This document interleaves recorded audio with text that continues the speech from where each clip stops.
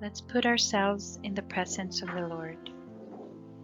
Heavenly Father, we come to you in this hour, asking for your guidance and protection to our virtual gathering today.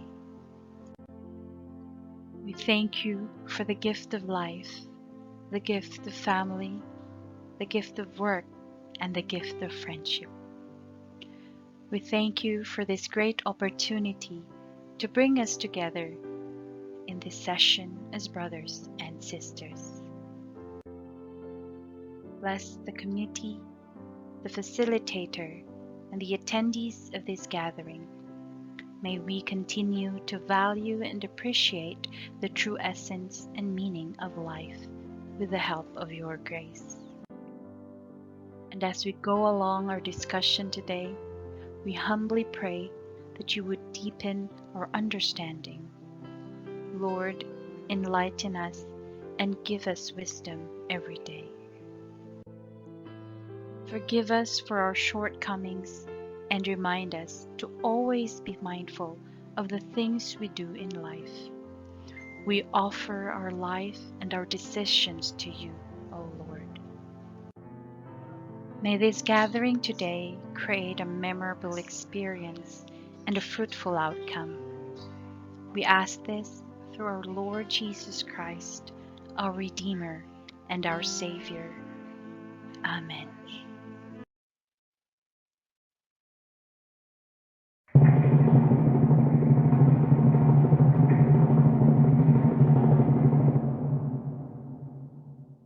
Kayang magiliw, perlas ng silanganan, alab ng puso, sa dibdib mo'y buhay.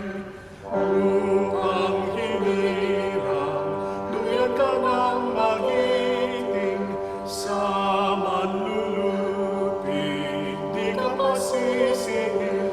Sa nagatang bundok, sa simoy at sa langit mong baka, may nilagang tula at awit sa paglayang minamahal. Ang kislap ng watawan mo'y tagumpay na nagdirinig, ang bituin at araw ng kailan, pangay magdidilim.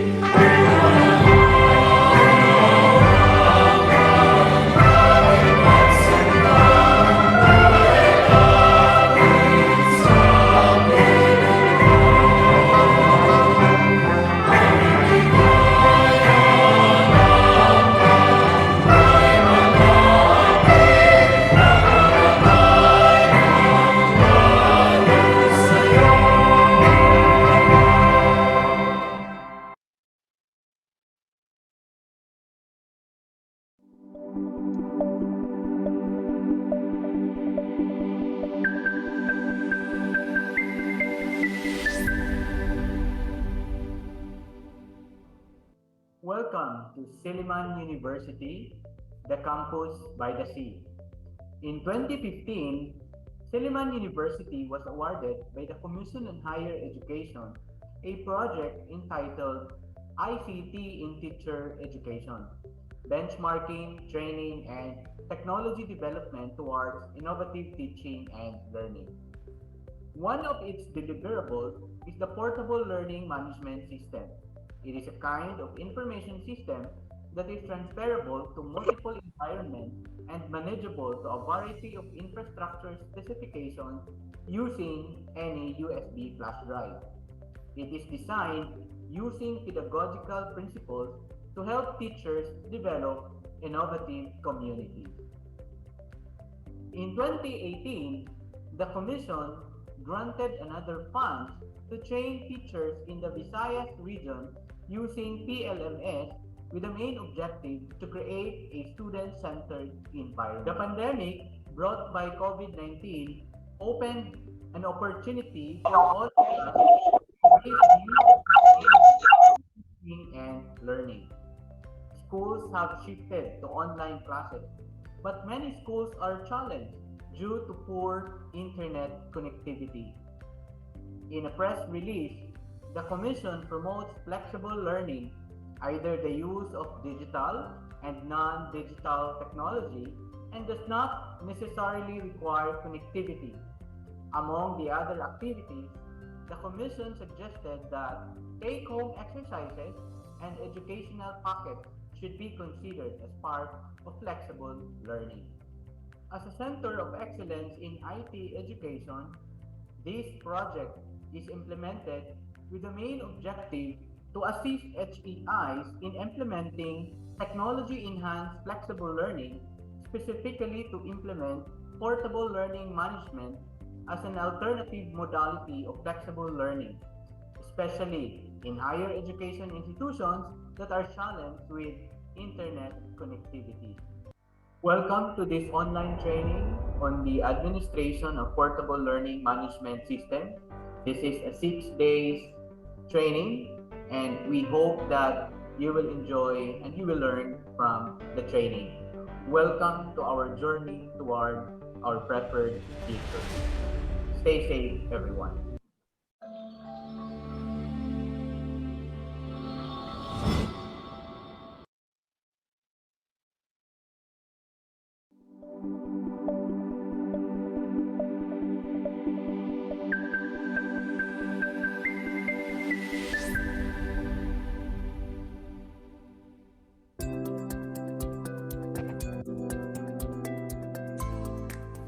Good day.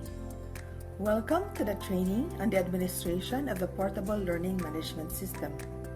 In this one-week training, running until this Saturday, September 26, we will teach you how to configure the system, set up your virtual classroom, upload your content, create deliverables ready for your students, and create backups useful for use in the following school years.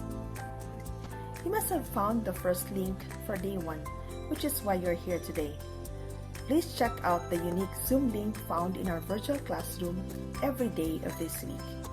The announcement and forum sections can be found within. Aside from emails, this is another effective way where we can communicate with each other during or after the training week, or until such time that you're able to implement this software in your own respective schools or universities. There are quizzes and assignments for you to do after every training. Each of this is conditional, which means you will not be able to view the next one until you are able to take or comply the earlier deliverables. In case you missed something or want to review any of our discussions, there's a manual available in our virtual classroom. The recording of each session will also be available on the day after each training in our virtual classroom. Kindly take time in reviewing the tutorials found in our virtual classroom on how to track your progress, take quizzes, submit assignments, among others. We expect you to take advantage of these asynchronous materials for maximum learning. Certificates will be available once all daily quizzes and daily activities and the final virtual classroom are completed or submitted. We will be giving out 2 types of certificates: Certificate of Attendance and Certificate of Completion. Certificate of Completion will be given once all daily quizzes activities, and the final requirements are completed or submitted. If you are unable to do these things but can pass at least 50% of the quizzes, a certificate of participation will be awarded without the certificate of completion. For any question, clarification, or concern, please raise them in the open forum. So, without further ado, I'd like to congratulate you for taking this first step of professional and personal development and welcome you all to this training.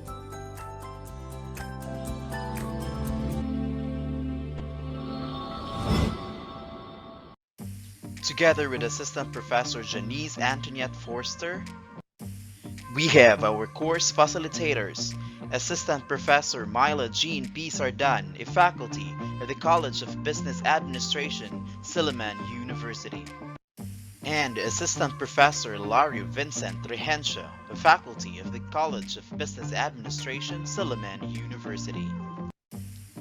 Let me introduce to you the area coordinators who will assist you in the journey towards the completion of this online course.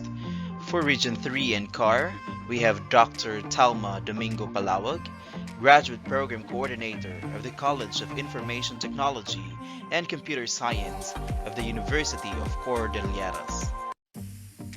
For Region 7 and Region 8, we have Dr. Maria Celia Z. Ligason, Program Head of the College of Computer Studies of Holy Name University. For Region 11 and Region 12, we have Ms. Sheila T. Mejos, the Dean of the College of Computing and Information Science of Notre of Marble University. For Region 1 and Region 2, we have Mr. Herbert S. Corpus, the Dean of the Student Affairs and Services of the University of St. Louis, Tuguegarao City. For Region 4 and Region 5, we have Dr. Abigail Machel M. Perez Chua, the Vice President of External Affairs of the University of Batangas. And for Region 6, we have Dr. Nelly E. Mistio, the Campus Director of the University of Antique, Main Campus. For Region 10 and Region 13, we have Dr. Sherlene Medore Topia Alegre, the Director for Graduate Studies and Research of Father Saturnino Orios University. And lastly, for Region 9 and Bangsamoro Autonomous Region in Muslim Mindanao, we have Dr. Darren B. Datilis, the Vice President of Academic Affairs of Notre Dame of Hulu College. The following are the technical support from the Office of Silliman Online University Learning. We have Mrs. Cindy Ruth R. Villariza, Mr. Fredley P. Buco, and Mr. Jade O. Montemayor. And lastly, here are the project team members. We have our instructional designers, technology development and support of Project Component 2, and OER development for Project Component 3.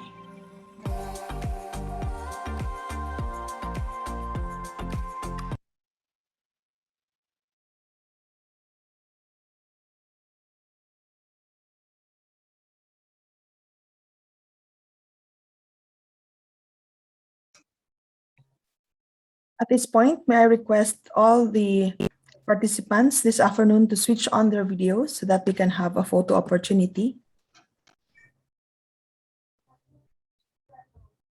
Currently, we have 6 pages and we do not know which page you are, so kindly hold on to your smiles.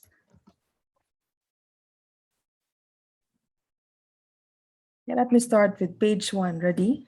1, 2, 3.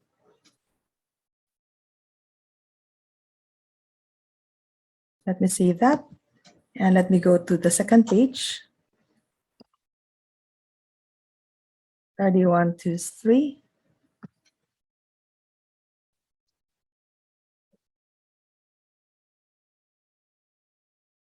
Now on to the third page.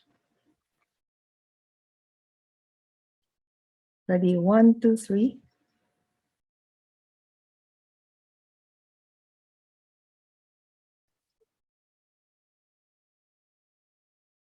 Fourth page.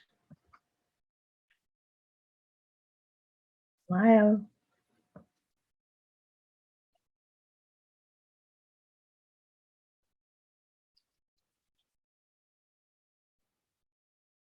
Fifth page.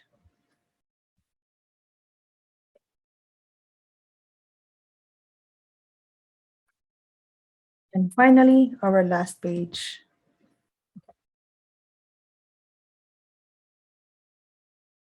Thank you so much.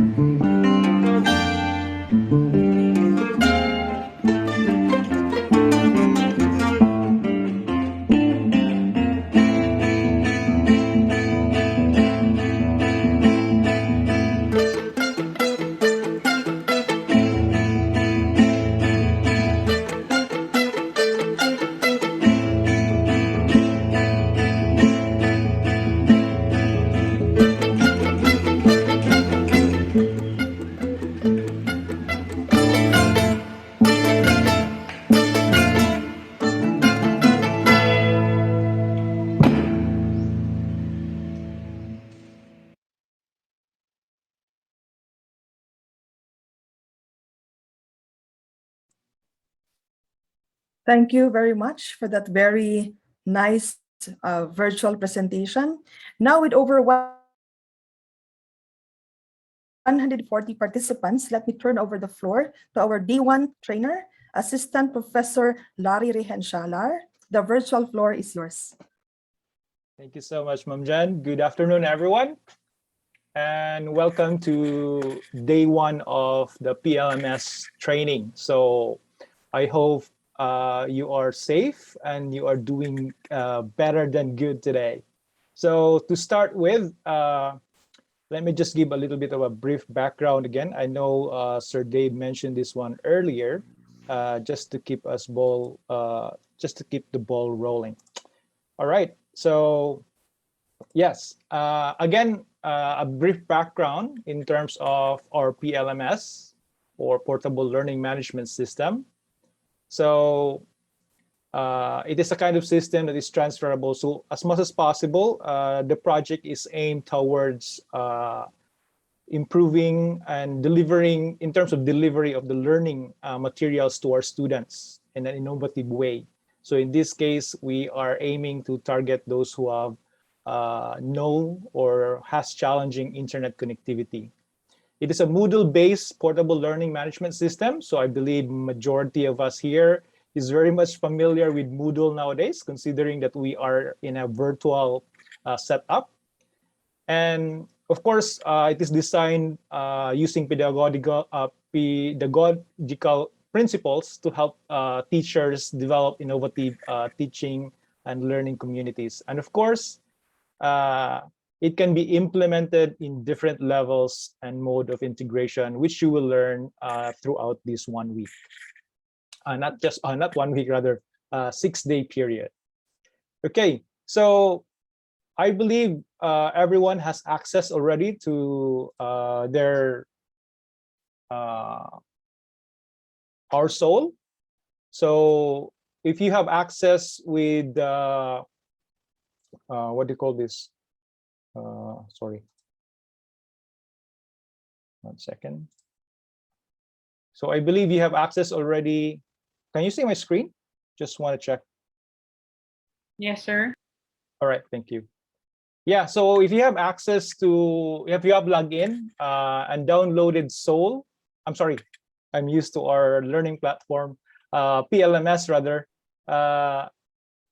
We are hoping that majority of you are able to download this already. Can I see some chat or comments in the chat, perhaps, so that at least I could know how many have started to download? All right, thank you so much for that one, because this might take a little while to download. So for those who have not downloaded yet the file, the file that we are giving to you is actually the portable LMS already. So we are hoping that you can actually save this one in your drive, and then I'll guide you through the process. So it's approximately 158 megabytes right now, and this is the smallest version that we can come up with. So hopefully it would not be too much for your machine. So while you're downloading, let me go through first the minimum requirements so far. Now, the minimum requirements that we have tested for this PLMS is actually a Windows 7 machine with a 32-bit OS and i3 processor with a 4 gig memory. So I hope you have at least this one. Lower than this one, I think it's Windows, XP, I believe. But I'm pretty sure you have this OS already. So it is working with this setup. For the Mac users, our PLMS is actually intended only for Windows operating system. However, if you are running a virtual Windows OS in your Mac through Boot Camp or virtual machine or parallel software, you can still run the software or the PLMS. So yes, it's an option for you, but primarily it is intended for a Windows operating system. Okay, I am seeing someone that the site can't be reached. I request our technical team to assist with that one. For those who are lower than i3, I believe like Celeron, we have not tested that one because we do not have the hardware. You could give it a try and give us feedback if you have issues with regards to it. But so far, majority of the Windows, as long as the machine is a Windows and you're running Windows 7, you're good to go. At least Windows 7.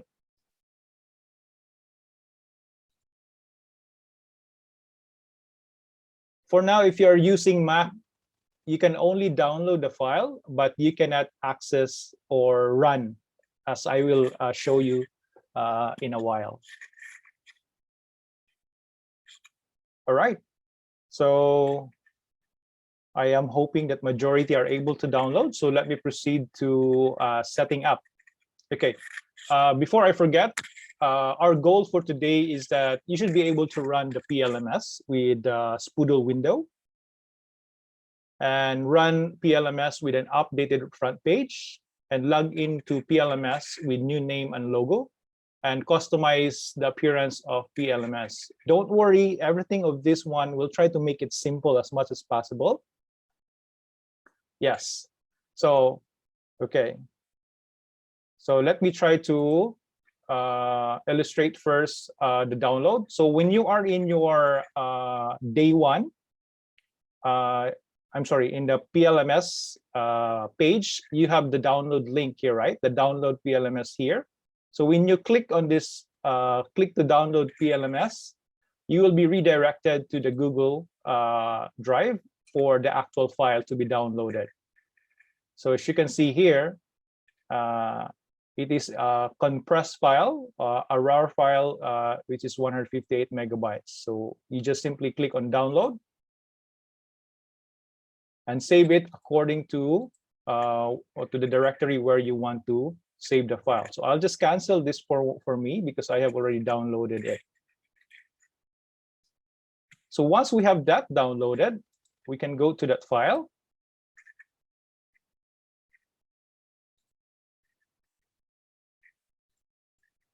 Okay, so I have this one here already. So we have included in the guide how to utilize the use of the WinRAR, because the WinRAR is the one that is used to compress the file. Although you don't need really to install the WinRAR because the compression software that goes with Windows 10 is already sufficient enough. But if you are going to compress it, we suggest that you use WinRAR because WinRAR is actually much preferred among cloud drives because they do not enable macros or viruses.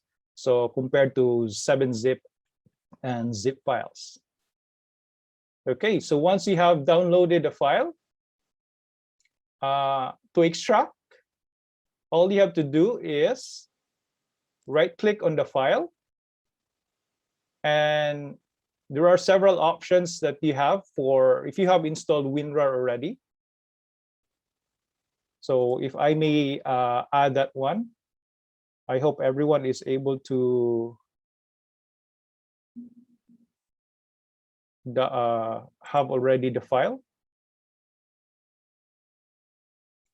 Yes, for those who are using Mac, we have to inform you that this is only intended for Windows. If you want to run it in Mac, you need to have a virtual Windows operating system. Okay, so let me proceed to extraction.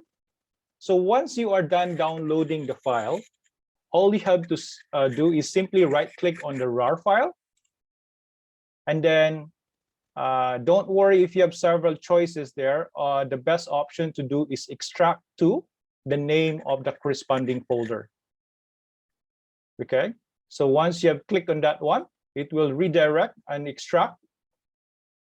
Now the extraction time at this period may differ in terms of the machine that you have. It may take a while because the file right now is around 158 megabytes, and then extraction time may differ on the specs of your laptop.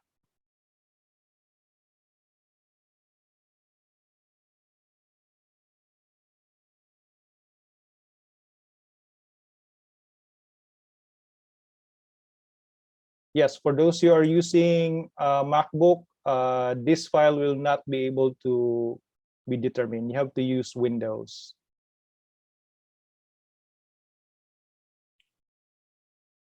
All right, so we are done with the extraction. So eventually what you will see here, let me just delete the folder here. Okay, let me just go to this one because I have extracted it earlier. Okay. The next step is actually to view the files inside that CHED PLMS v1.1 folder. Technical team, if you can monitor the chat, some participants are experiencing difficulty. Thank you. Okay, so right now we already have the extracted files. There are only, as you can see here, there are only one file and one folder that you can see. This is basically what you need in order for us to run the PLMS. So I believe everyone would not have any issues with extraction. So if you have problems with how to extract, we have also included a guide in our platform. You can see it in here in terms of how to use WinRAR. Okay. All right. Yes. So let's give a little more time to the others who are still extracting. So it may differ, especially if your machine is or has low specifications. It may also take a while. That's okay. We'll wait for the others.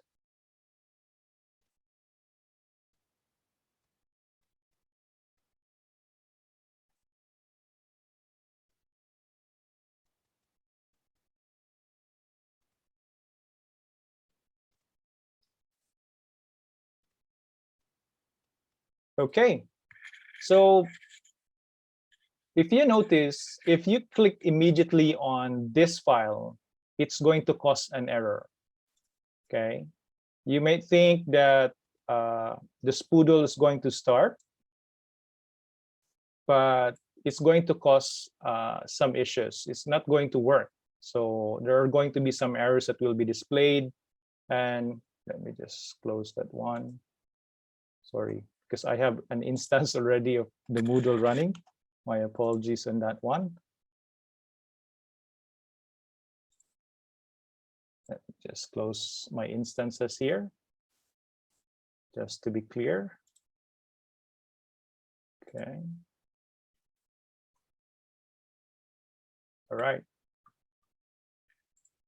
So while you are in your File Explorer, if you are going to double click on starting PLMS, this is what we call the spoodle window. This is the tool that allows us to virtualize our Moodle setup. It has a built-in what do you call this? It has a built-in what do you call this? XAMPP, XAMPP,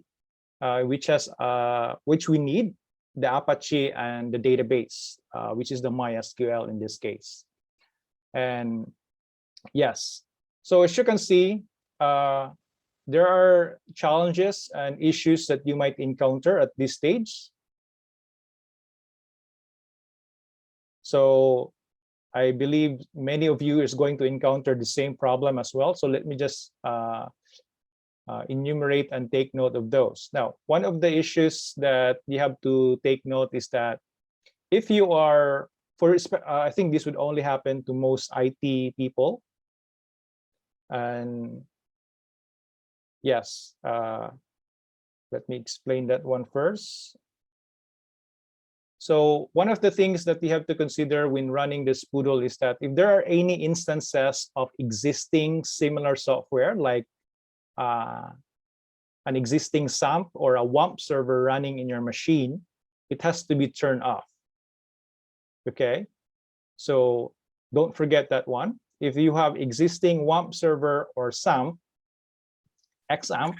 in your machine, kindly turn them off.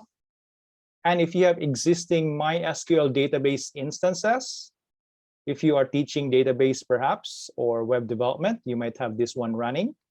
Please turn off also the service. This is one of the things that you have to take note before you run our PLMS. Okay. Now, the next thing, some of you have already encountered some questions or some errors rather. One of those is root server. Server root must be valid. Must be a valid directory. Okay, just relax. Some of you are moving fast and some are a little bit slow. Now, once you have extracted the folder, you will see these files. Okay, now the right placement for our PLMS is to copy these files in the root drive. When I say root drive, you have to place them inside drive C directly, or drive D, or in a portable drive. Okay, so in this case, I have copied the two files in my drive C and drive in my drive C, the server and the click to start PLMS. Come on, let's try to move to that stage. If you can do that one. Now at this stage, copying the files may also take a little bit longer. So just a little bit patient. We can wait for you at this stage.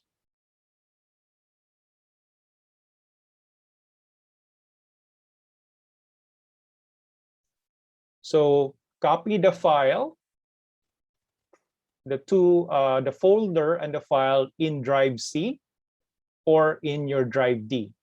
So it must not be inside an existing folder. It must be placed directly in the drive C or in drive D if you have those drives. You can also utilize a portable device, your USB drive at this stage. However, it might take a while to copy the files.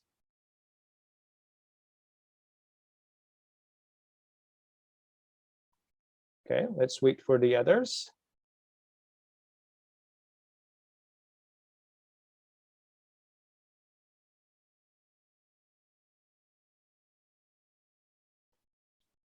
For those who are having, okay, let me just go back a little bit. Some of you have raised questions that they're having difficulty opening the file.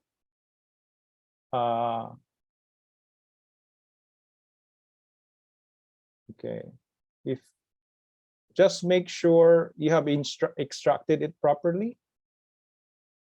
Yes, it's, yeah, the zip code, the compressed file is only around 158, but the uncompressed file would be bigger. This is because most of the Moodle setup or the Moodle configuration is actually text-based. But then once they are extracted, a lot of these files, it's not only Moodle itself that is inside our compressed file. We also have the Apache and the database instance. So that's why it's quite big.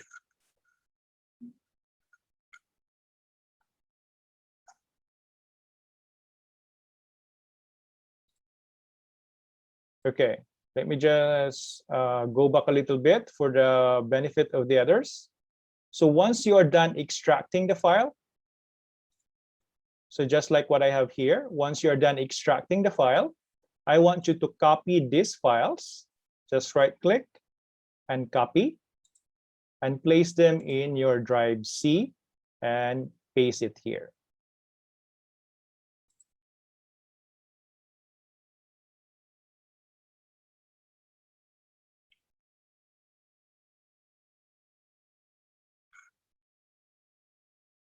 I hope everyone is able to follow. If not, the recorded version will be available to you by tomorrow. Very good question. Why not copy and paste? Why not cut and paste, sir? Okay. The reason why, I'll explain it to you later.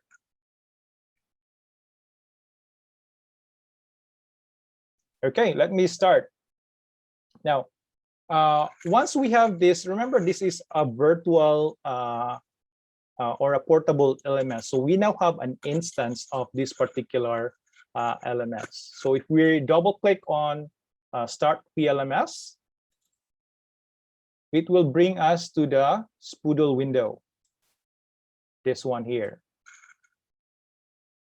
So just give it time to properly start. So it will start the Apache and the database configuration as well. So if you have started it, the Spoodle window should remain open. And if I may ask, if I may inform you, please do not close this window, because this is the one that allows us to virtualize the Moodle setup. Okay. So once you have started running the Spoodle, it should bring you to your browser. It will open automatically. And the address, as you can see there, is localhost:8080/Moodle. So this is the default address of our portable LMS.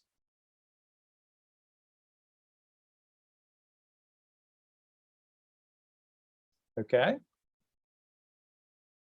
So while you're at it, you should be when you click on login. So as you can see, if you are your Moodle in your school, this is pretty much the same already, except that the content perhaps is different, but you will see later on when we try to configure it. So don't worry, this is not going to be a comprehensive customization of our PLMS.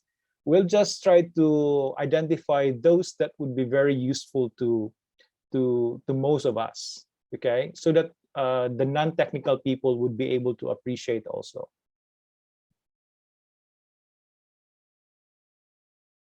Okay, so I hope you are able to run that one. So the next step is we are going to log in.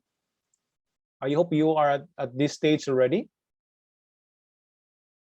Okay, I can see that the others are still copying. So, okay, let's give it another time.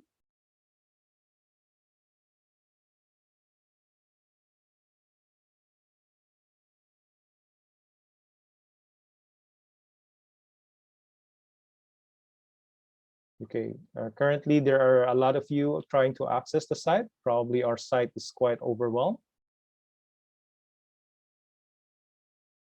Okay, so we'll just wait for the others. I hope so far the instructions are clear. So we download the PLMS file, we extract them, after which we copy the two files in Drive C, the click to start PLMS and the server folder. Okay. Now, whatever browser, some are okay.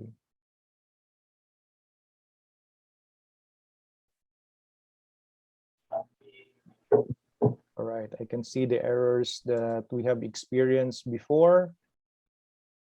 Yes, okay, 1 second. Okay. Now, for those who are experiencing localhost refuse to connect, I would like you to try this one, that you try to click work offline in your browser. Let's try that one. For those who are experiencing a localhost refuse to connect, try going to file and work offline.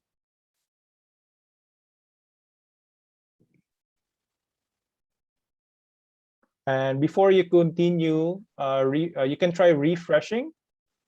Otherwise, if it's not, still doesn't work, you can actually close the browser and try to restart Spoodle again. Okay, so just for us to go through the whole process so that you can actually, so that you will know how to restart, you have to exit properly Spoodle before you start another instance. Okay, so if you have two Spoodle windows running, try to close one of them. So in this case, I will just turn it off first.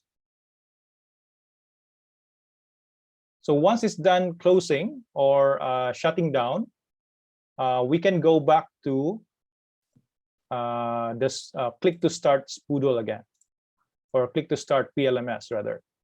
So double click again on the file.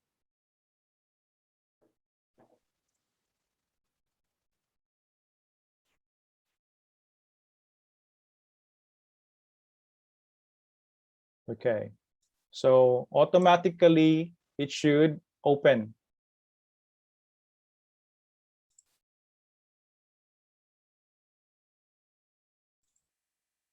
Okay, so I have here.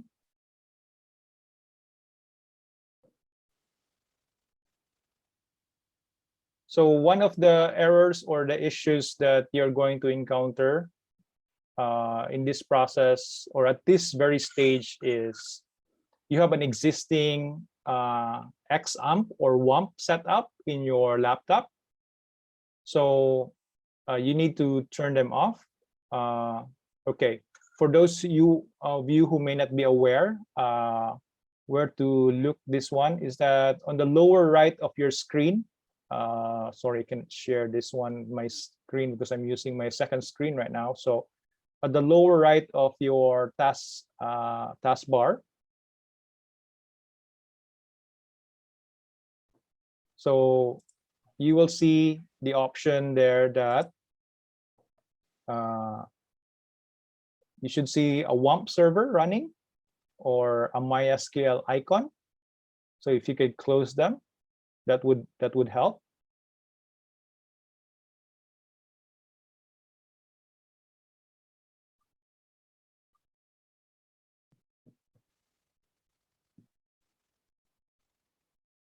Okay, let me just reiterate again. For MacBook users, you need to have a Windows, a virtual OS, a virtual Windows running. We are, as of now, we don't have a working PLMS that will directly work with the Mac OS. But this will work only if you have a virtual Windows OS within your Mac.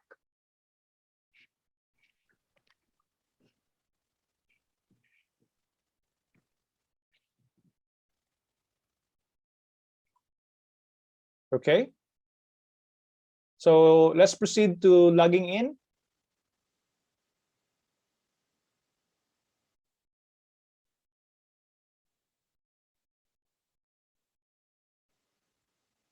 So the default login for our PLMS is just simply admin and admin.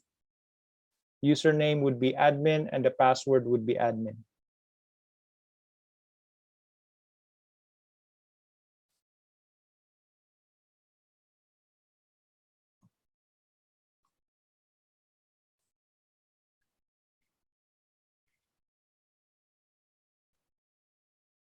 Yes, all in lowercase.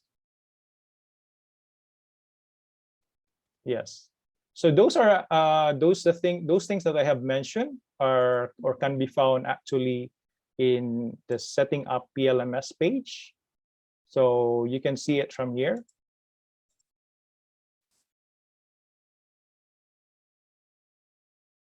Setting up and then launching the PLMS. So this particular page is also readily available for you.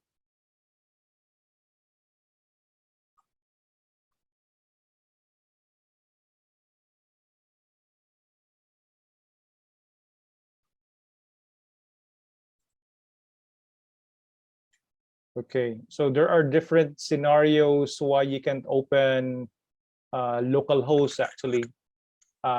For one, you have an existing software that is running or utilizing the local host.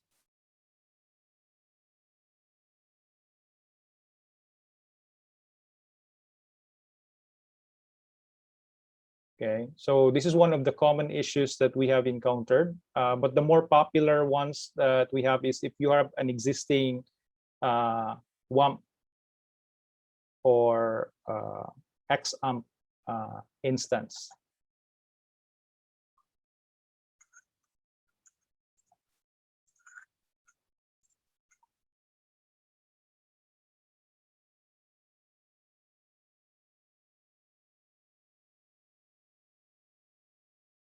Okay, so for first time login, you will see immediately this page. Okay. So the first name, last name, the logo is not yet set, but we have provided you a sample virtual classroom.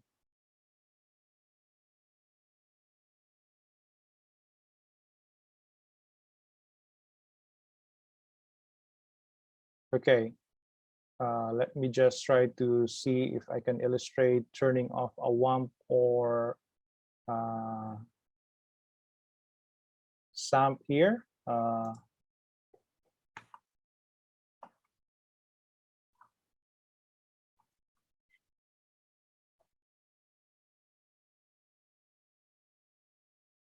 Okay, let me just look for images. So normally you can see this one in your system tray in the lower portion of your screen. Let me just take this particular screenshot. Sorry for that. Yes, this one. Let me bring it here.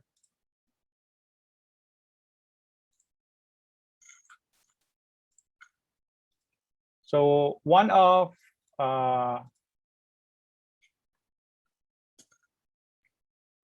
one of the ways to turn it off is that in your system tray icon on the lower right side of your desktop, if you click on the small triangle facing small triangle, you should see that options. Try to see if you have a WAMP server, an XAMPP, or a MySQL.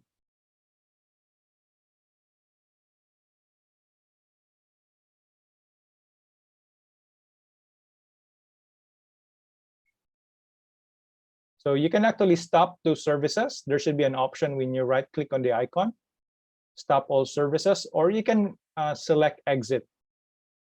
It will also stop all services.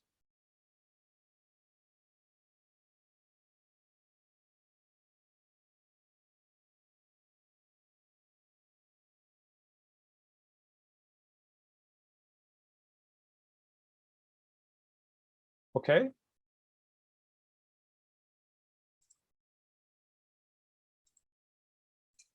All right, let's proceed. So I hope you're able to follow at this stage.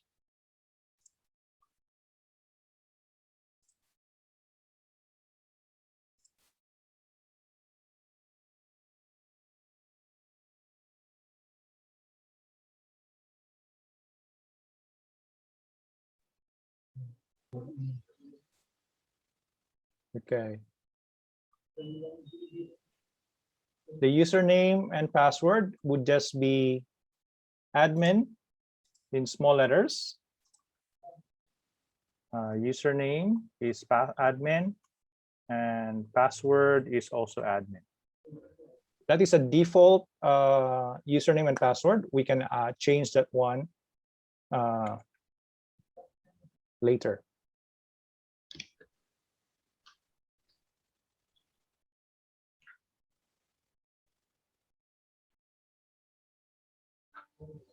Okay. So for those who just started clicking the click to start PLMS, you should see this window, this poodle window.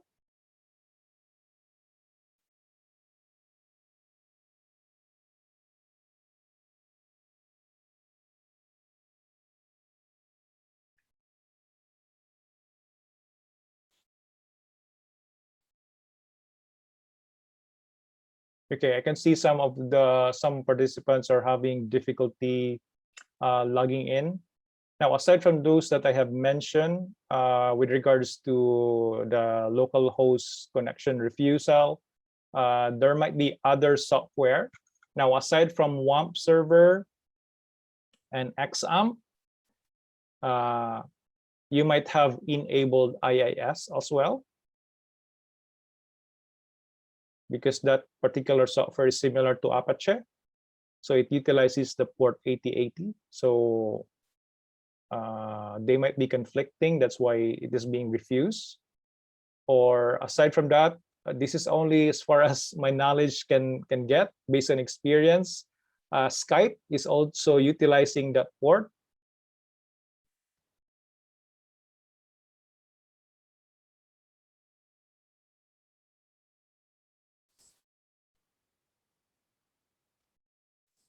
Okay, sorry for that.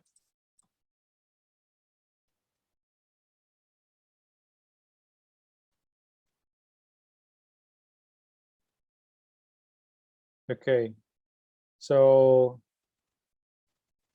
okay, apologize for those. At this stage, a little bit tricky when it comes to the local host configuration, especially for those that are really not that technical.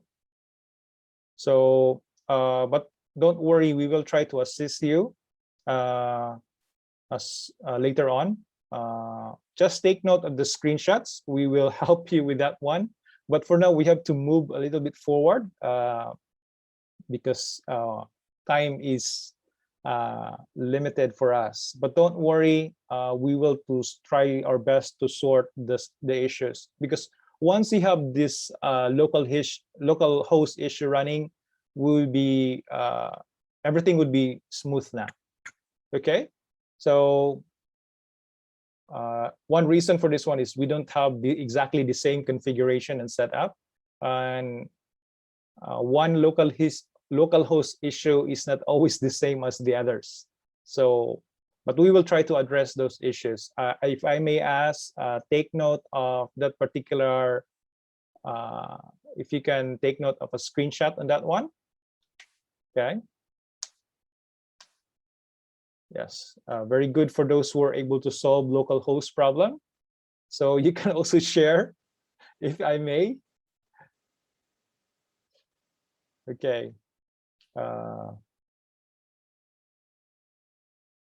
Okay, let's see. Yeah, this particular problem is really, there are a lot of possibilities, I should say.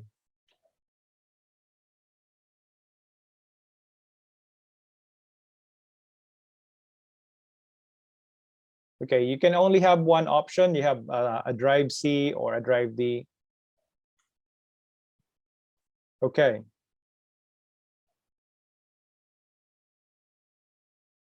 All right. Again, let me just log out and then let's proceed this one as we go through, so that we are now able to set up and launch our PLMS, right? So when we log in, our default username and password is admin, and admin in small letters. All right. So once you're able to log in successfully, you should see this one as your first page for those who are logged in users. Okay.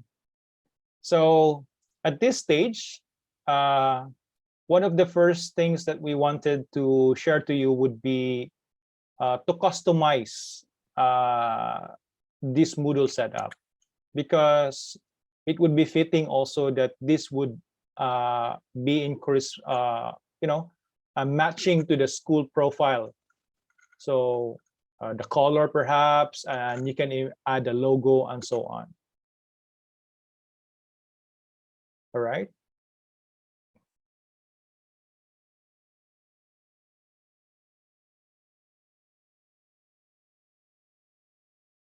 Okay, so for those questions, I hope my other members of the team can help me answer so that we could proceed.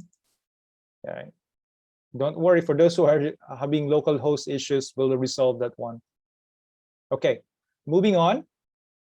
One of the customization process, you might be thinking Moodle, customize Moodle, that would be too much to do.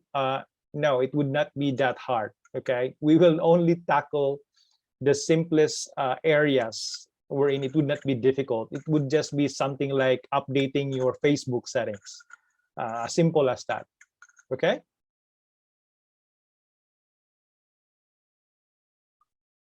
Okay, so right after logging in, if your browser, by the way, did not start automatically, and your Spoodle is showing this one, that everything seems to be okay and no errors displayed in this screen here, you can go directly to your browser and you can simply type localhost :8080 / Moodle. So this address, basically the one at this on my address bar, as you can see that one. So you can type that one manually. So it should bring you to the login screen, and then this would be the first page that you will see for those who are able to log in. All right. So of course, one of the things that we want to look at would be the dashboard. Now, the dashboard here, we want to simplify or customize some items. So let's look at the first one at the upper left. So my portable learning system, and then the logo also here. And of course, the color, okay, the theme of that is being used in Moodle. Okay, now to customize these areas, all we have to do is go to this gear icon on the right side of the screen, and then go to Site Administration.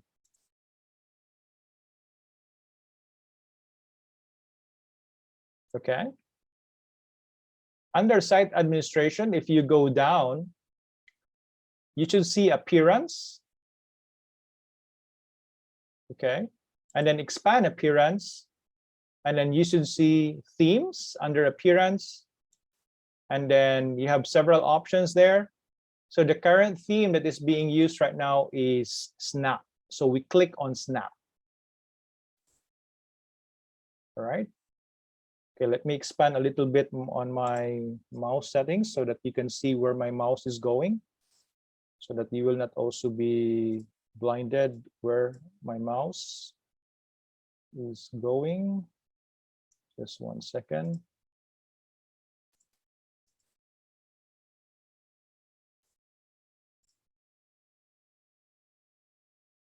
All right. So I hope this is clear enough. All right, okay. Again, to come here, all you have to do is, while you're at your page here, you can go to your gear icon on the right side, click on that one. Oh, sorry, we have to go to the dashboard.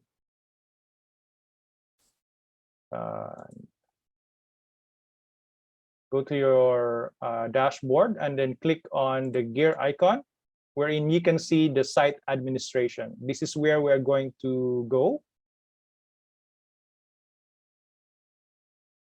And then Appearance, Themes, and Snap.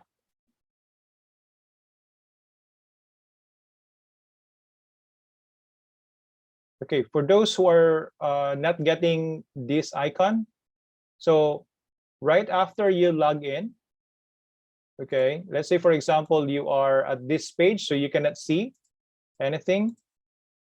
There's no gear icon at the upper right. I want you to click on Dashboard.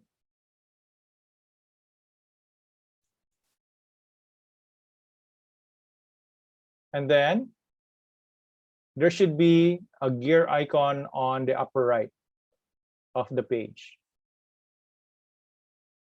We click on the gear icon. We expand Site Administration,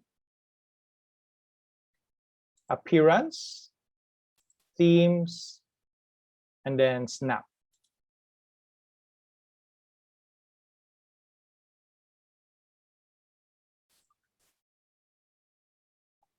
Are you still with me?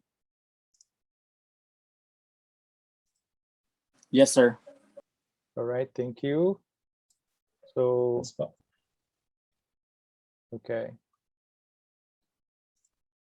So as you can see, we can now see the basics. We are now currently at the basic Snap settings. So the Snap theme that we are providing to you is actually, I believe, the smallest or the simplest theme that is being applied to this Moodle setup. And it is also the smallest theme, I believe, in terms of file size. That's why we are able to use this one, because it has a simpler look and feel in terms of the appearance. But if you want to change on the theme, we can do that one later. But for now, we'll try to do the basic one so that you will not also be overwhelmed with a more technical aspect of customization. So the first things that we can change here would be the site name.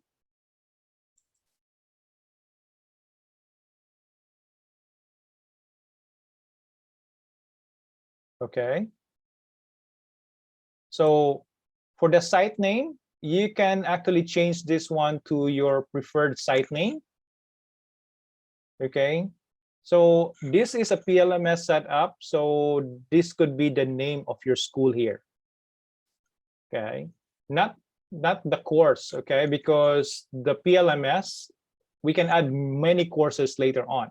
So we're actually talking, let's say, for example, let's see, let's just say, let me just use an initial of Silliman University. So SU Portable Learning Management System, we can use that one.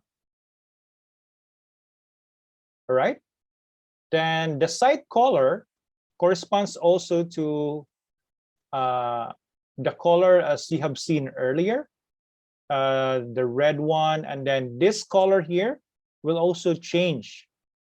Okay, so this is one of the, this color could correspond to the school color, if you may.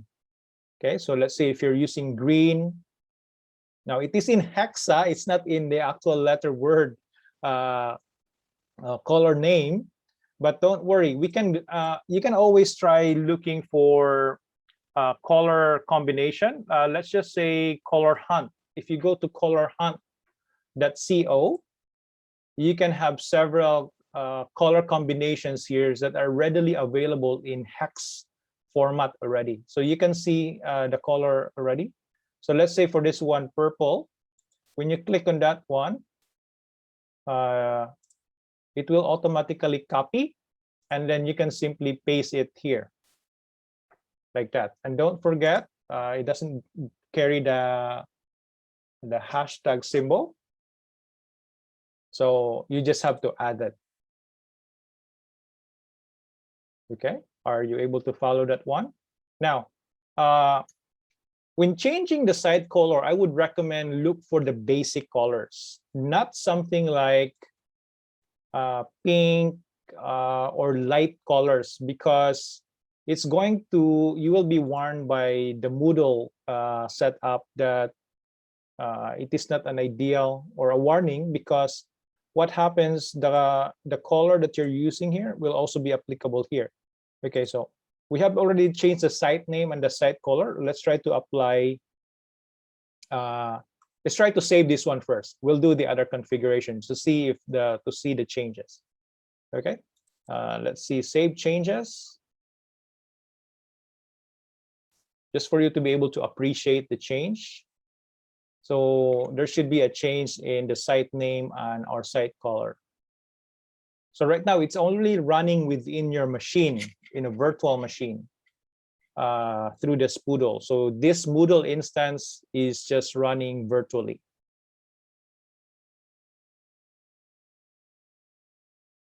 You are practically the administrator of this particular Moodle setup. All right, so if you have applied a new site color, then this is how it's going to look. Okay, so don't forget to save. There's a save button, save changes button at the bottom in order for the site name and site color to be updated. So if you're going to go back to your My Courses, the color at the top would also be the site color that you have just placed. Okay, let me go back to our configuration. So appearance, themes, and snap. Okay, so before I forget, one of the requirements that we have is really very simple, okay? So once you have made these changes, do a screenshot on this one, because that will be part of your assignment later on as activity completion. So it would be easy. You will not have to do anything at all because you are following along, okay? Just try to do a screenshot and then place it in Microsoft Word, because you will be submitting those screenshots later on. We'll just need around 5 screenshots. All right. So the site description, you can update that one. You can change that site description if you may. Now the logo here, I believe if you place a logo, there are two what happens is that between site name and the logo that you'll provide here, if you are going to provide a logo, instead of the SU Portable Learning Management System to appear, it will be the logo that will appear here. Okay, so you can do that change as well if you want to. But for now, I'll skip that one because I think the site name is much more preferable, I believe. What we will try to change is the favicon. Okay, as you can see here, you might have encountered this in a lot of browsers. And when you visit a website, you can see the top logo here at the tab. What do you call that? It's called favicon, but it's the logo on every tab that you can see in my browser right now. It's called favicon.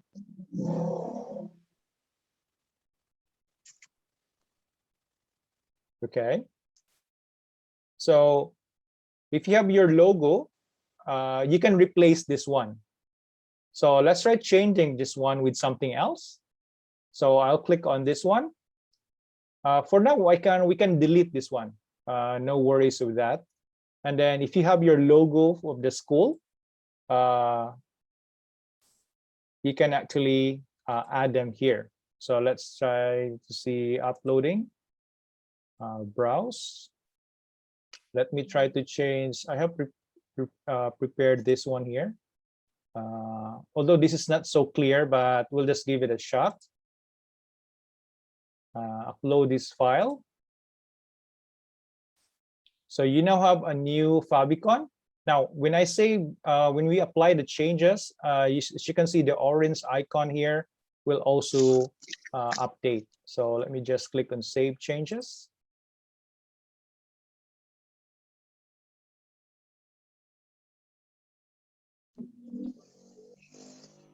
So right after clicking on Save Changes, as you can see, there's a small dot that is moving left and right that is now trying to change or apply the new favicon in that browser tab.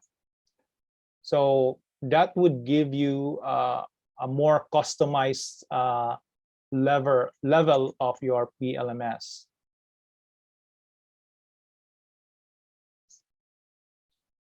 Okay, it may take a while. There you are. The change has been applied now.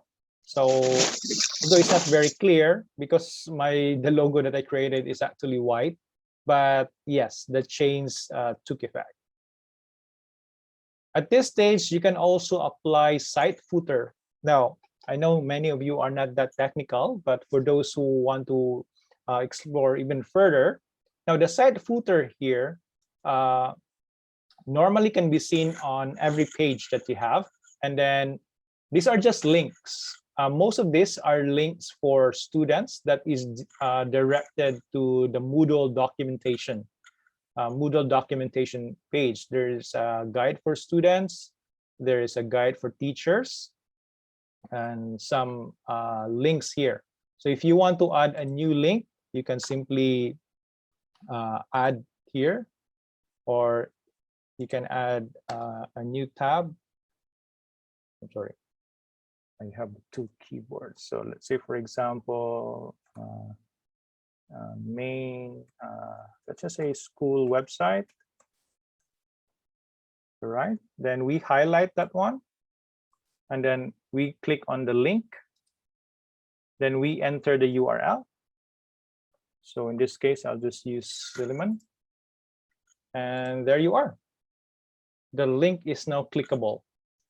And normally you can see this one on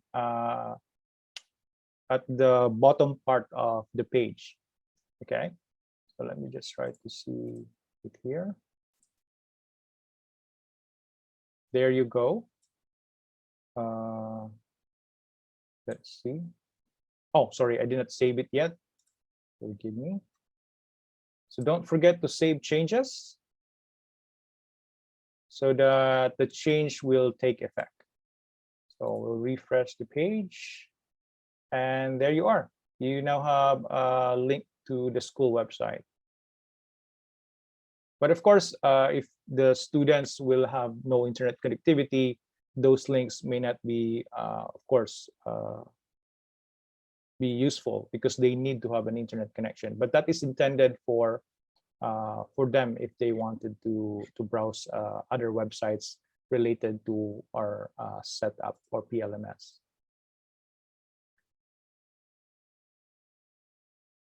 Okay. Now, there's also advanced branding. Now, the default font here is Roboto and Georgia. So this is actually, you can change this one, but for now, I will leave them as is. You can utilize common fonts, especially those fonts that are only available, preferably, okay, so that you will not have any issues. And for those who are more advanced in terms of web, probably web technology, and knows about CSS or cascading style sheets, you can also apply it here. But for the meantime, I will not include it in our training for today because that's a little bit more technical. Okay, so we are going to proceed to the cover display. Okay, so any questions so far? I hope everyone is able to follow for the basic configuration of our themes.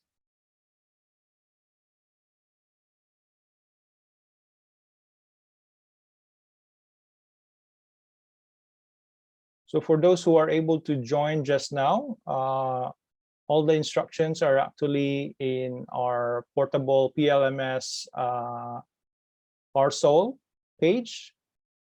So everything is there as well. And we have also included a video tutorial. And in fact, you will also have a recorded session that will be posted for today's training, which will be available by tomorrow. Okay, so moving forward, let's proceed to cover display. So if you have noticed, we have seen this particular page earlier, okay? Let me just try to go. You cannot see it here, but if we log out, this is some kind of the banner that you see. So you can actually utilize your own banner of the school and place it here so that the PLMS will be more personalized to your school. Okay, now for us to go back and change this particular banner, you have to prepare at least an image for that one. So I believe I have already logged out. Let me just try logging back in.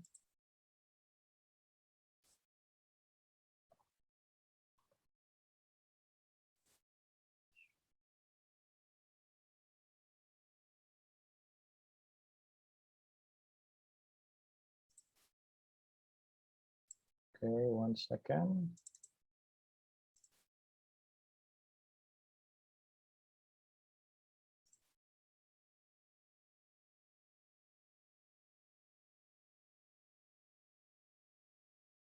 Okay. All right. So some of you, I've noticed, Mom, is it Mom Carnit?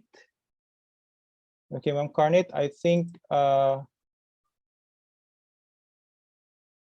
sorry, sir. Sir Carnit George, Okay. What we have there is actually the theme of your Moodle has been changed. So, but don't worry, it's pretty much the same. I'll show it to you later where we can change the theme. It's actually the theme, but it's all the same. Nothing in particular that has been changed. So you can simply try to see if you can go to the same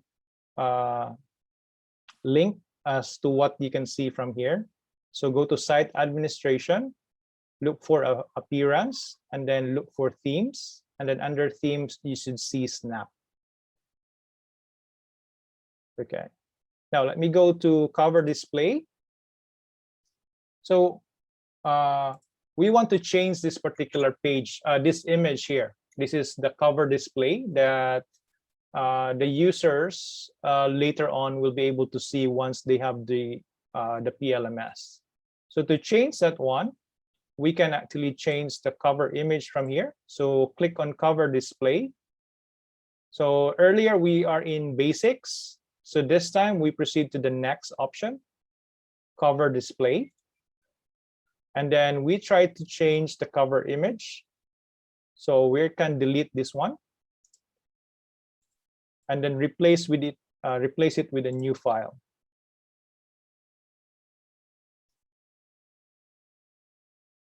Okay, so cover image rather. So let's upload a new file. Let me just use this one, although this image is not the best image that I have right now, but this is just to show you that how to change. So once you have that particular image, you just simply upload that file.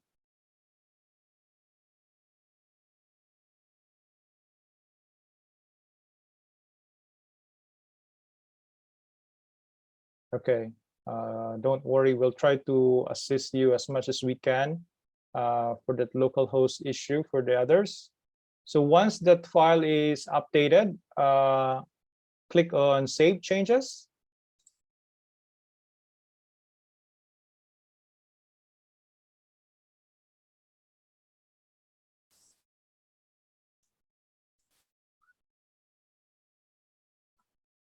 Okay. So sometimes it takes a while also to update because this is a virtual setup, but nevertheless, it won't take that long. So once whatever changes that you have made, don't forget to click on Save Changes. So once you're done with that one, let's try to see if you can refresh the page here. And there you are. We now have updated the banner. So there's a minimum size mentioned earlier for the cover display. As you can see here, the large header image of the front page of your site must be 1200 by 600 pixels or larger to work best. Okay. So yes, and you can come up with that.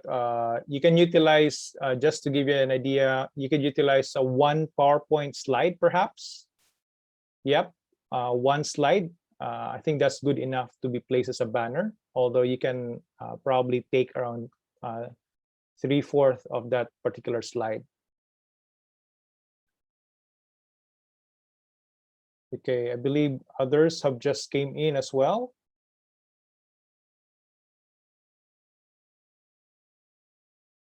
Okay. Now, aside from that, that's only a single banner. Now, as you can see, you have also the option to utilize a banner that would actually change over time. And that's what we call the carousel. Okay. So this is a set of rotating banners. It's like a slideshow that displays on the homepage of your site instead of the cover image.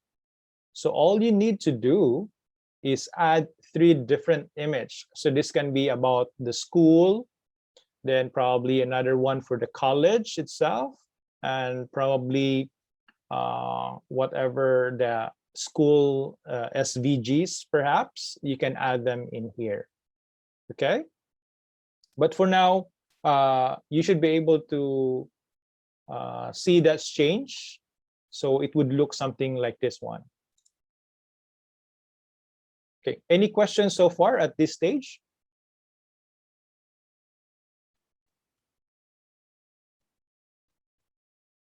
Okay, so for those,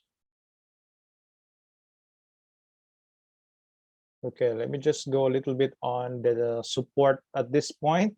So we really want you as much as possible. All of you should be up and running within today, because tomorrow is really a continuation of another set of activities and training, and which wherein you will need this particular PLMS to be running. So, okay, for the cover, it's up to you. The cover should be for your own school, okay, not coming from us. It will be your own image that will be placed here, because this is now your own PLMS. This is no longer for Silliman. So this is now for your school. Okay, so all right, let's see.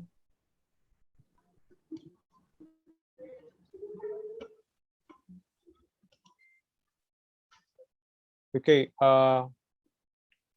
at this page or this juncture, we are already at PLMS customization here.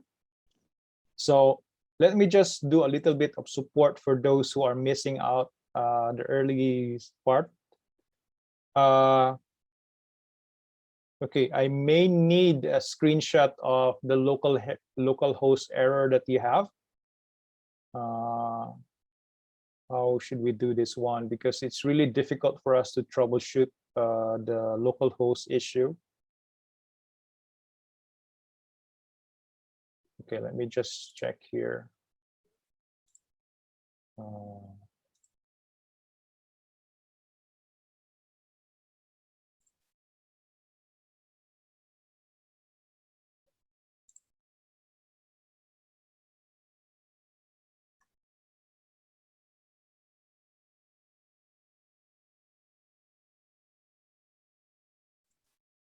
Okay, 1 second. Let me enumerate those possible solutions for the local hosts, because there are really a lot of possibilities. So I'm really sorry for that one. But the most common are the ones that I've mentioned earlier. Disable WAMP server or XAMPP if you have an existing installation for that one. And then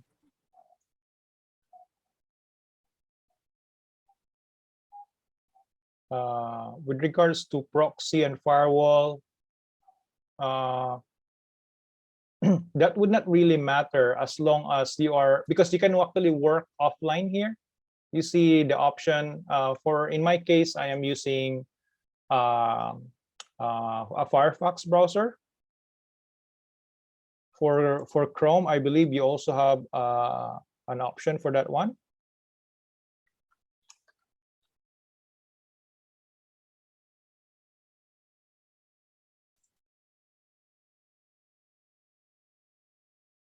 Okay.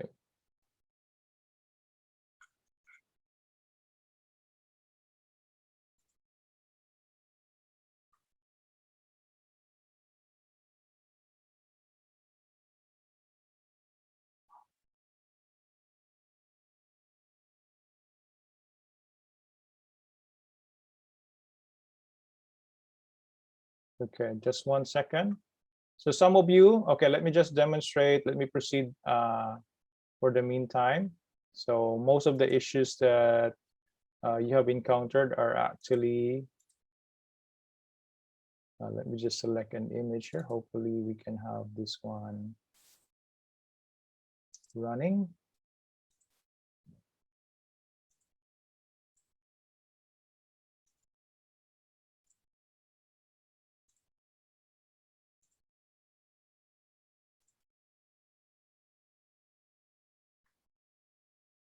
Okay, let's see.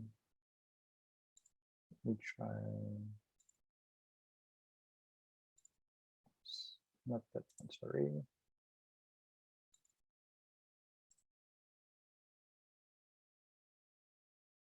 Okay, so you have to check this option here to use cover carousel and then click Save Changes.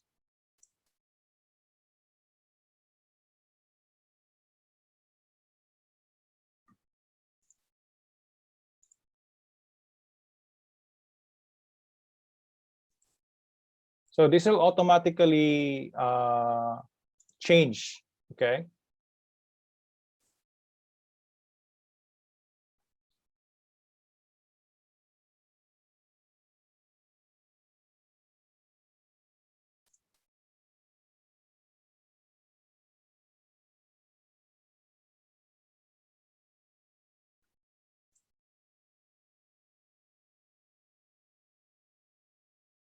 Okay, let's see.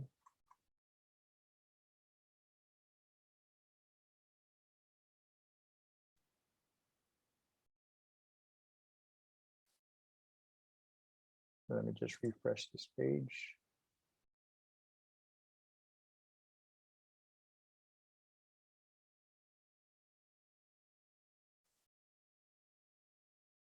At this stage, right now, this particular, we do not have a timer rather, a timer configuration. So let's see if the changes I have made will take effect. Okay, while waiting for that one, let's try to explore the other. Okay, let me try to explore the other customizable items here. Okay, so sir, Vanessa's question, where to remove the aperture? So the aperture is normally or can be seen on your system tray icon on the lower right side of your desktop.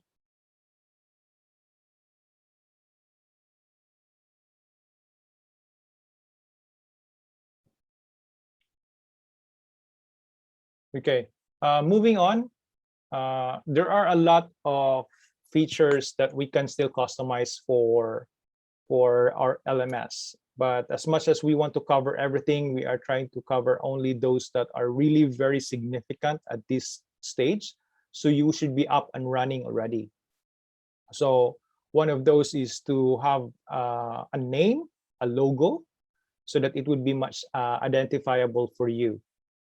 Of course, you can have several personalized menu here, whatever that will be. Those that are actually checked, those are actually default that would be made available for your personalized menu. Feature spots. Well, this is probably not the one that you're not going to be using most of the time, but there are those instances wherein you want to feature some spot headings. So let's say for a particular subject or an infographic, you can add them in here. Then featured courses also. These ones, you can make some changes and explore this on your own. And then course display. This one is the other option that you can really apply. The course display here allows you to view your contents in terms of just the way it is presented here. So if you are in the same page as mine, so when you click on course display, you have the option either a list or a top. Okay, so let's try to click on top and to see the changes. But before we do that one, let's try to look at first what we have right now. So currently, the My Courses page would be presented like this one. Now, if we select top and click on Save Changes, the look would be different. So let's just refresh that one.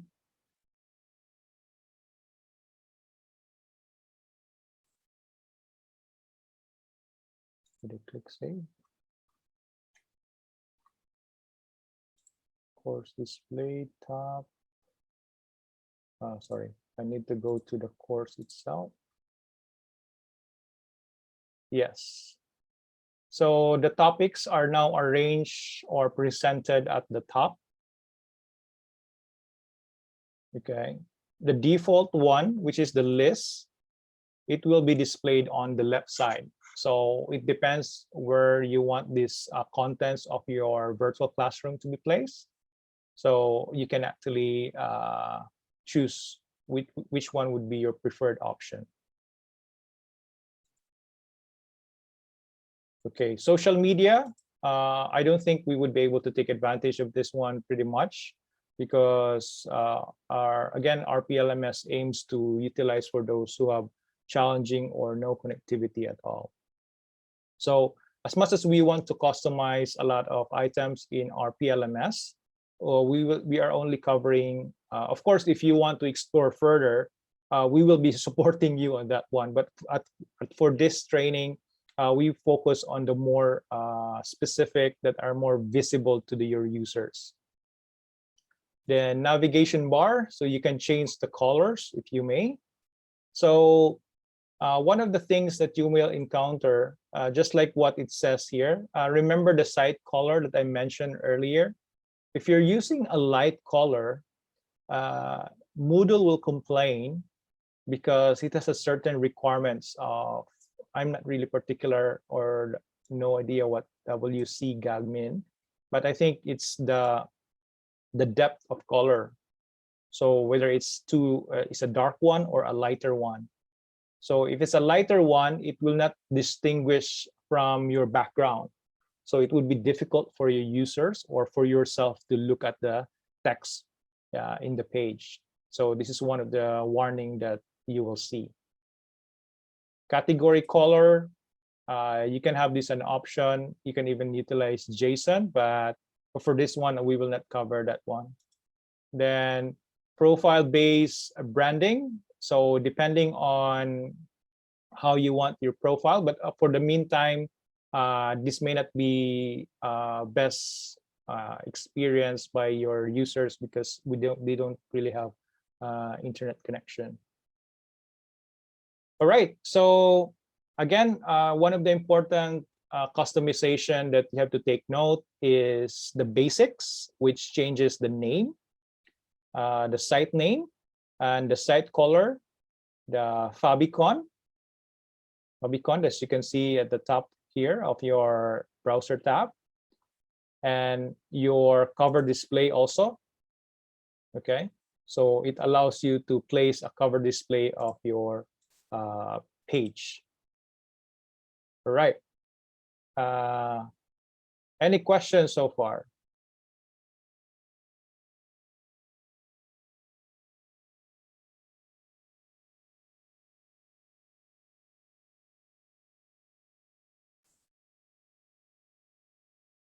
Okay.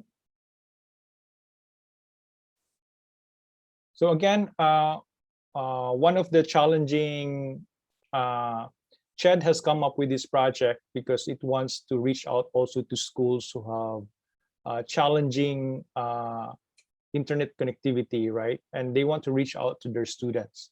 So I think Sir Dave mentioned that he's banking on the area where CHED mentions educational packets. So these are examples of those packets wherein the delivery of our instruction materials to our students would not need anymore an internet connection. So I believe Sir Dave will also elaborate further on that one in terms of the implementation side from the faculty.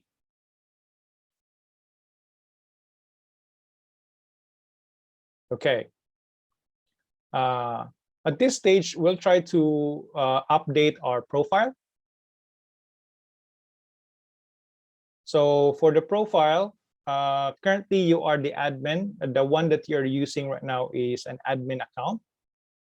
So just to give you a background in terms of the distribution considerations of this PLMS, is that you have a teacher account, which will handle your customization and as well as what do you call this? The student account. So the teacher will be the one to you customize. Of course, those that we have mentioned earlier, it's not really that many customizations that needs to be made. Then if you're an experienced Moodle user, then wherein you can create the content or the learning activities, which you can add it later on. And then on the side of the student, you will have to enroll them later on. Of course, that will be discussed in the succeeding training.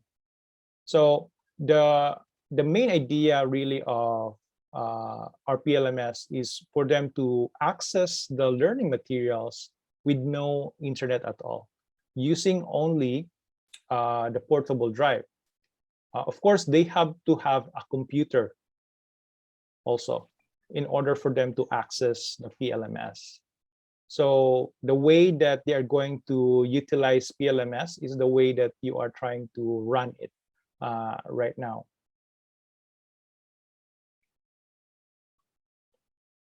Okay, so in terms of students' guide in starting Moodle, now I believe there are a lot of challenges for others right now. So I will demonstrate to you also in terms on the student side and how they can actually start the Moodle. It's pretty much the same actually as the way you are implementing it or running it right now. Except that it will be in a flash drive.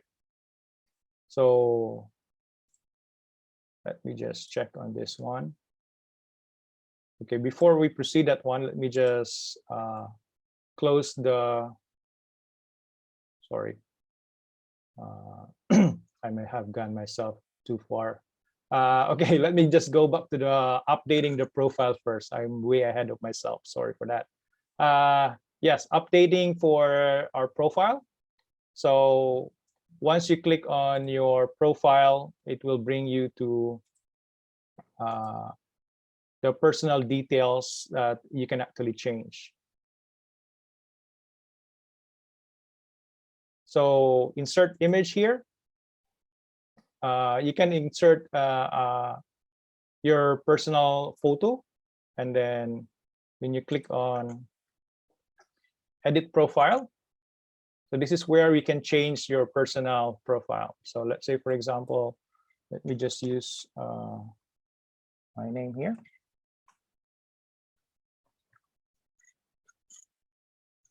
So the email address, this is the default, the one that we have provided.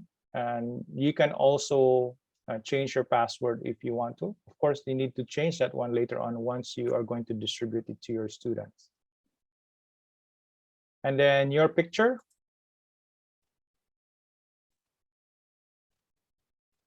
So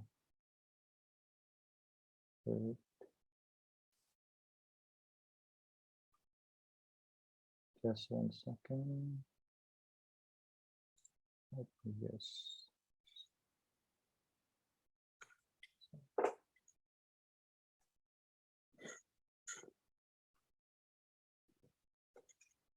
Okay. 1 second. Let me look for a photo here. Let me just choose this one for this SEO logo.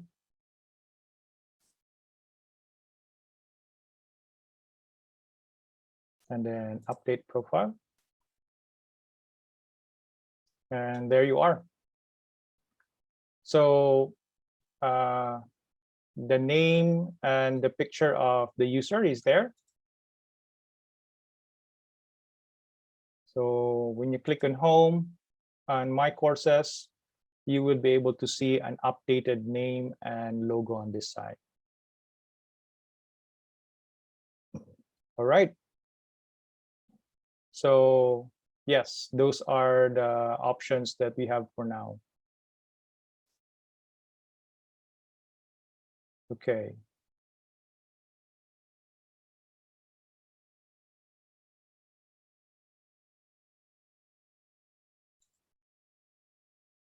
Okay, so any questions?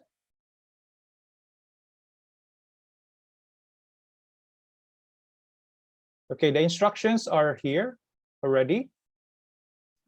So just 1 second. If you can go back to the step-by-step. No, just Mom Irene, no need for 3 banners. Did I say 3 banners? Just 1 will do. No need for 3. Okay, so yes, student guide, everything is actually here. Okay, so before I proceed further, let me just go back a little bit on the assignment side. Now you might be wondering, is this really necessary? As part of the learning process that we have for this training, we also, CHED actually expects some output also from your end. So yeah, we just made this one really simple. We have broken down this one to different, just simple ones, so it would be not difficult from your end.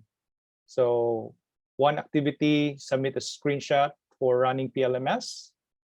And once you have the screenshot, you can just submit an assignment.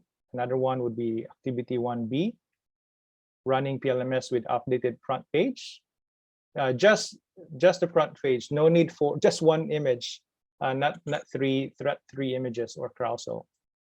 And then screenshot upon login with new name and logo, and screenshot of the appearance customization. I think that is really very simple, right? So you can even do that right now. Okay, so let's see, what did I miss? I know I still have a lot of work to be done on those who are having issues with local hosts. We'll try to cover that one after, if it's okay. So let me just continue with this training first. So moving forward, students guide, starting Moodle. So again, the same process.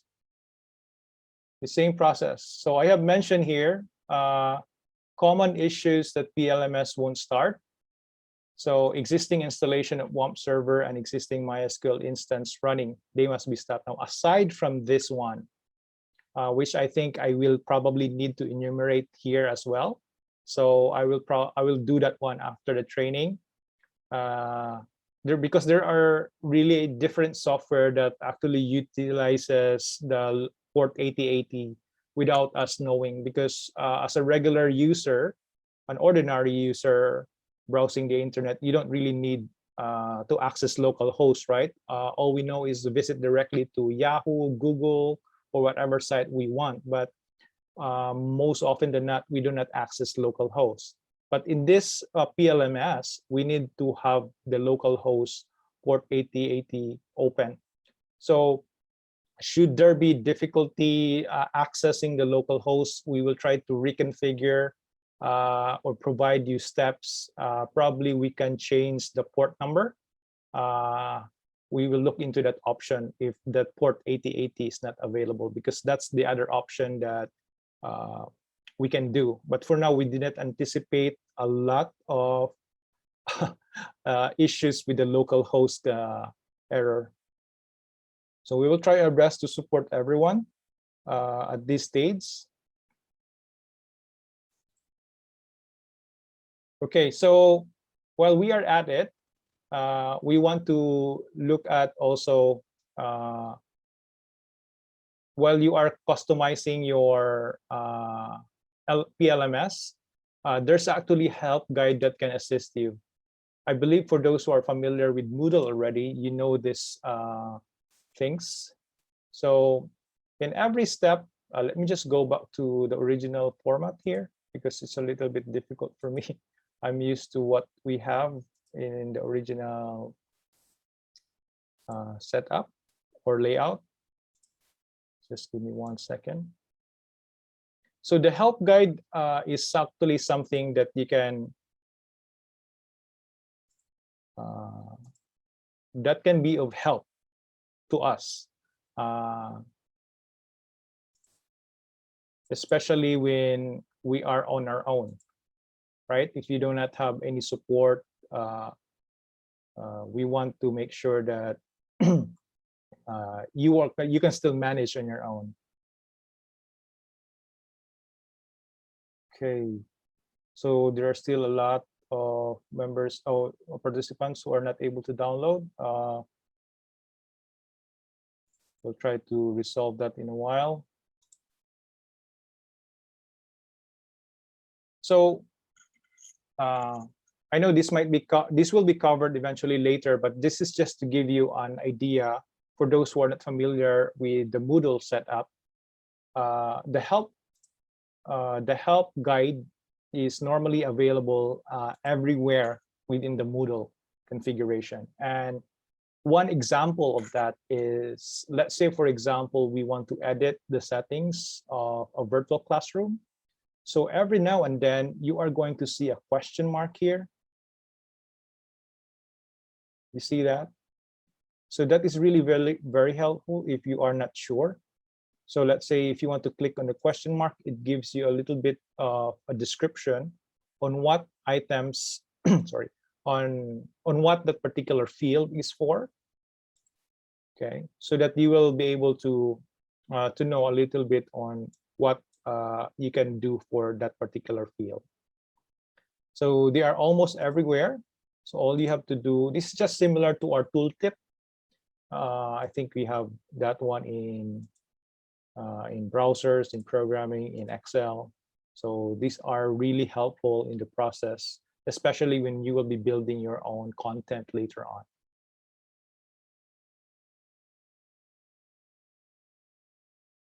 Okay. So that is just a brief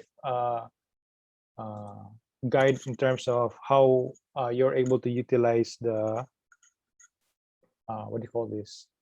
How you're able to utilize the help guide.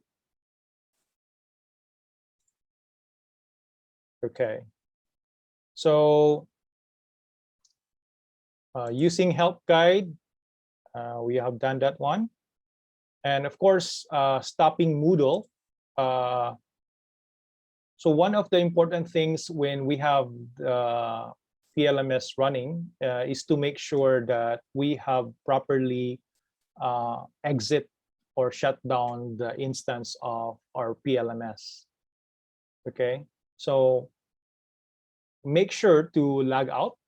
That's one of the important things to remember. Make sure to log out from the PLMS itself. Okay, so for you to log out, if you are in your virtual classroom, all you have to do is go directly to your My Courses. And then at the very top, you should see the logout button. Okay, the logout link. So when you click on logout, now what happens if you have already logged out and then the Spoodle is still running?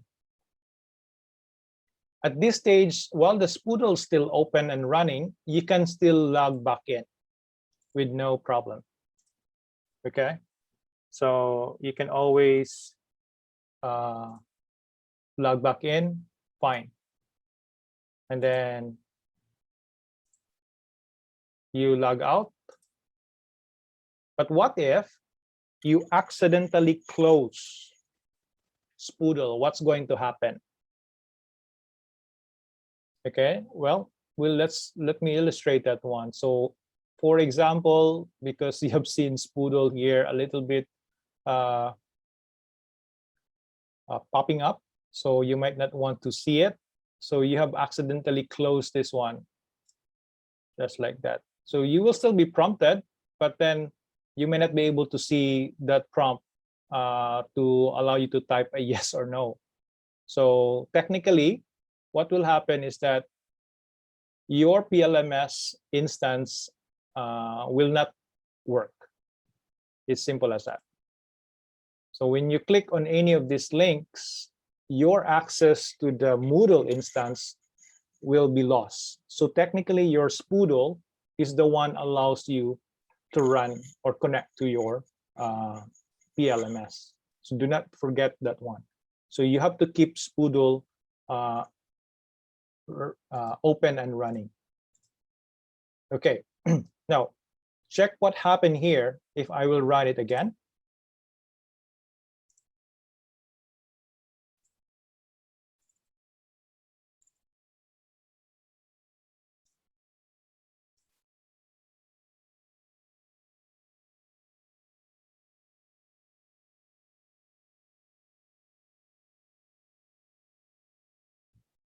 Okay, so as you can see here, earlier, while we exit Spoodle,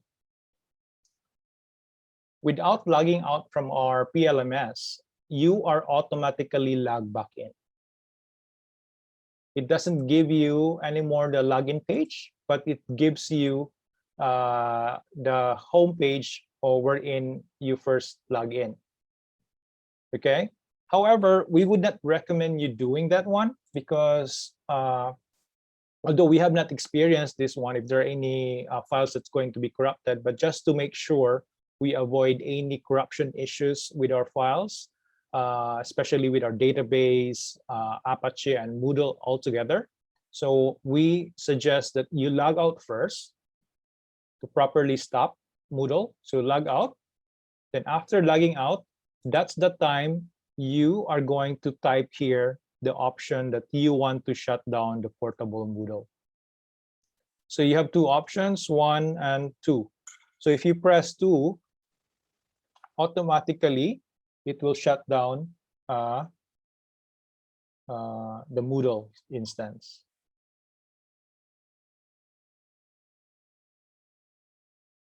So it should let you know that shared portable Moodle has successfully shut down. And yes, you can press any key to continue to close that particular window. All right, so technically, of course, without the issues on the local host, which we will try to resolve in a while. So starting the Moodle, the portable LMS is not really that difficult as long as everything is actually in place, right? So yes, hopefully you are able to apply those concepts. So if you have any questions right now, I will entertain them.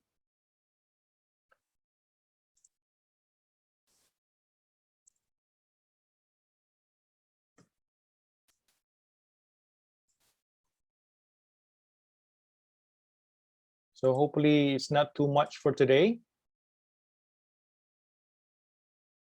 Okay. All right. Now, closing window after stopping Moodle. Okay. Let's say, for example, you have already logged in, and let's say, for example, we're currently logged in, right? And then we log out.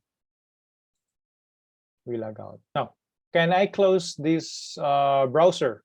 Yes, of course.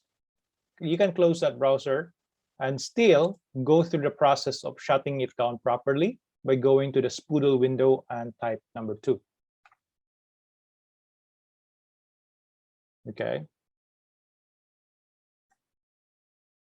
Another one would be, can Spoodle be pinned to start? I believe we can make that happen. However, the way we are actually, the Moodle actually, the way Moodle is designed at this PLMS is that it's actually an instance. So the instance that we have created, especially, of course, the challenge actually, there's actually a little bit of a challenge later on when, especially when the student submits, right? But that will be discussed further. At this stage, the reason why we gave you an option is that if you have this particular PLMS, if you probably encountered errors that may not have caused or within the PLMS itself, you can always turn back to the original version, right? So you can go back to that original version. Now, for the PLMS, you probably have to configure this one in the MS config, or you can add this one as a service. So I don't think I really have to discuss that one, but I will include that one. I'll just cover that one in the manual.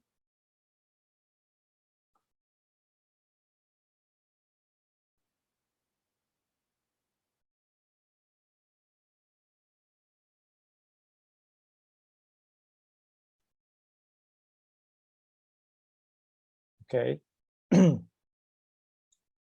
So forgive me if I'm running very fast. I've been talking very fast. So okay,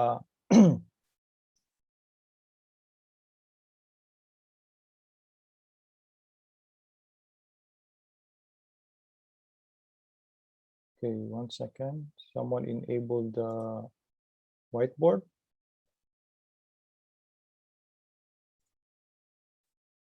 Annotate. Okay.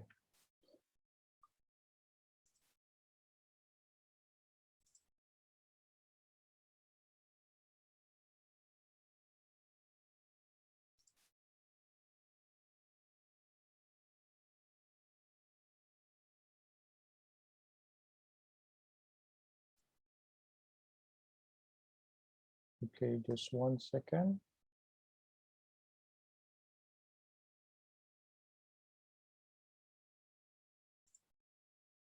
Okay, some participants are asking they still can't show day one contents, even though they have downloaded PLMS and run successfully.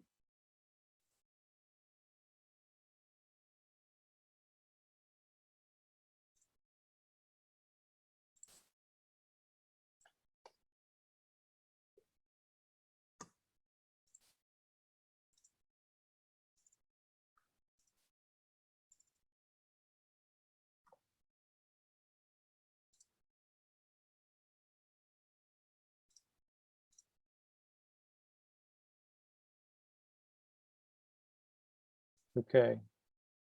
So just a recap of what we have for today, for those who have missed some of the earlier topics. So again, right after you have downloaded your PLMS, so you have to perform an extraction. So the original file is compressed, and we have to use an extraction software like WinRAR, WinZip, or 7-Zip, or even the existing extraction tool from Windows 10 will actually work. So once you have extracted that file, you will see two files within that folder. Click to start PLMS, and then the server. So these files are the server files actually contains everything that we have.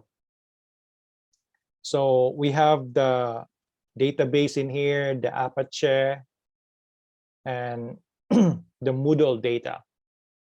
Now you might be wondering, do you think the students would be access the details of the Moodle data?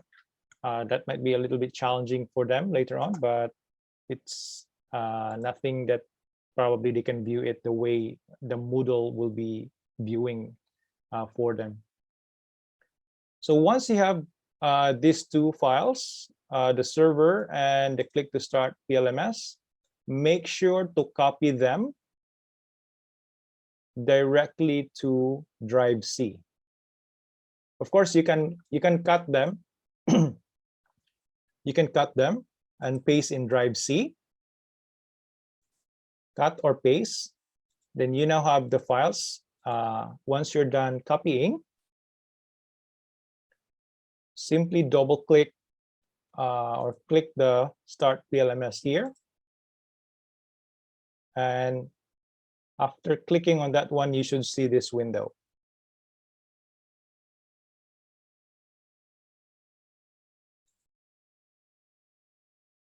Automatically, it should open a tab in your browser, default browser, depending on what would be your default browser at this stage.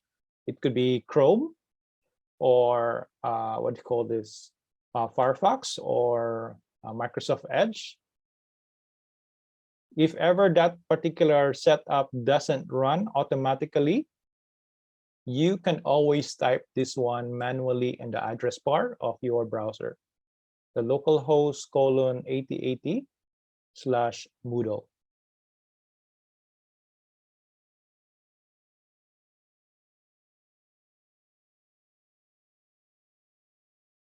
Okay. So at this stage, then you can now log in.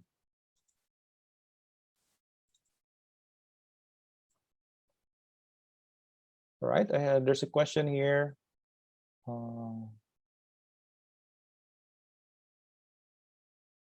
Okay, Mom Irene, are you sure you have saved the profiles or the changes that you've made?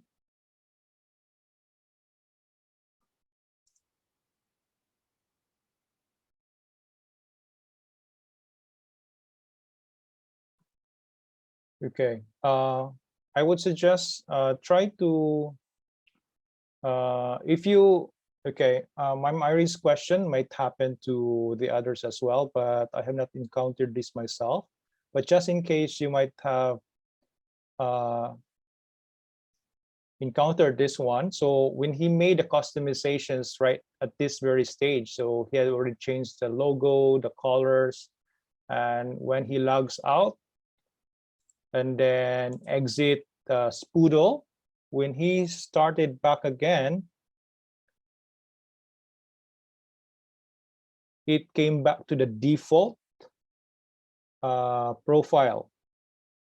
Okay, so that's a very interesting encounter, but okay, let's see. I have not tried that one personally, but here's what we can do. In order for us to test it, I want you to try changing only one particular item. Okay, let's just say the site name.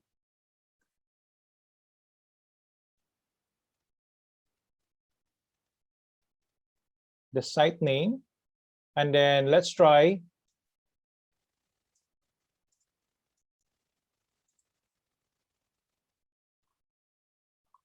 try logging out and stopping Spoodle, and then try to log back in. Let's see if that will work, if the changes took effect, just to see. We'll try to find out if the changes that you've made to the site name is actually, if the site name actually took effect and did not restore back to its original default. Because I have not experienced that one, to be honest. So everything that we made in our PLMS are actually stored within the PLMS.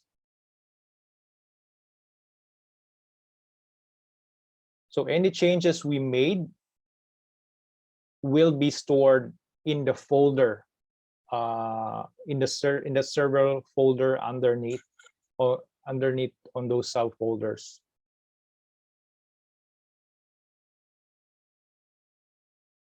So it's very important to consider, one of the challenge actually in our PLMS later on is actually the amount of content that you will be placing, which will be covered later on in detail.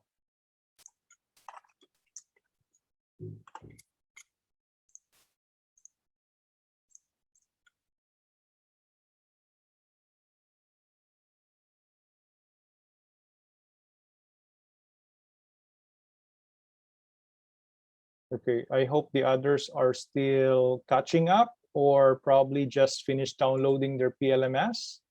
So The default login and password would be username is admin, and the password is also admin, all in small letters.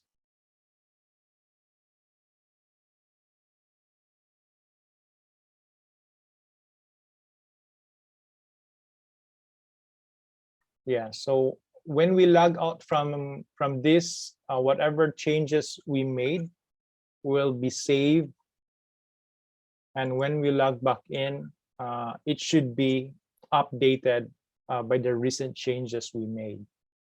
Unless of course, you have overwritten this particular server folder with the default one that you have downloaded. I think that could be the possibility, yes. Okay. So let me just go back a little bit. Someone is asking for the site name. So again, once you are logged in and you want to customize your PLMS, so what we need to do is I want you to click on the dashboard. And then click on the gear icon on the right side.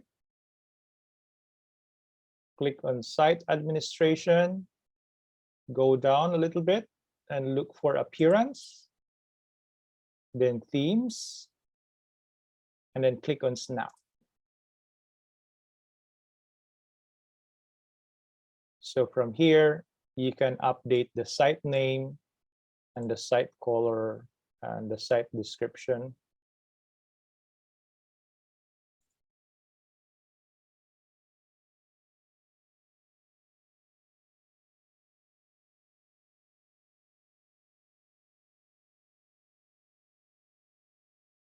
Okay.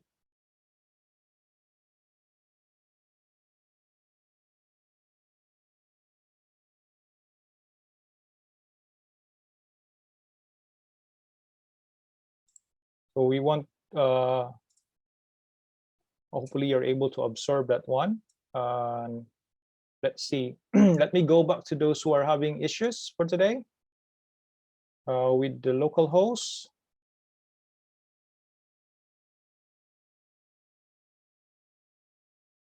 Okay, download is forbidden. That's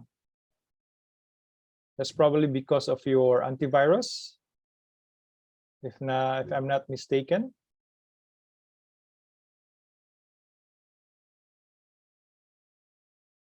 If you are within the university network and probably your firewall forbids files, probably because of the file size, that's why it's forbidden. You might want to ask your IT support to allow you to download that one.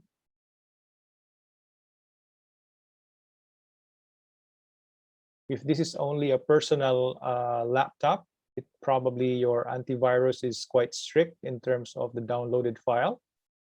So there's actually an option to exclude that from your antivirus. So basically the file that you're downloading, of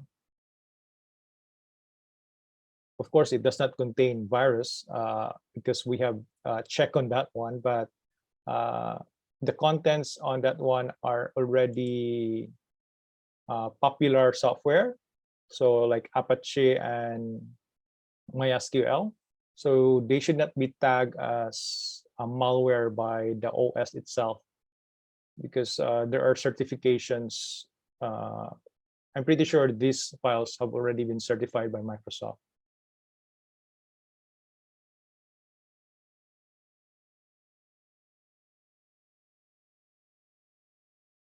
Okay.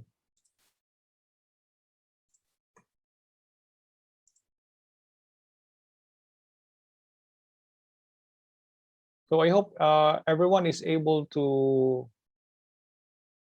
follow, and hopefully you would be able to complete the activity for the day. So while you are following with me, it's very easy to perform those assignment as well. So all you have to do is, let me just double check.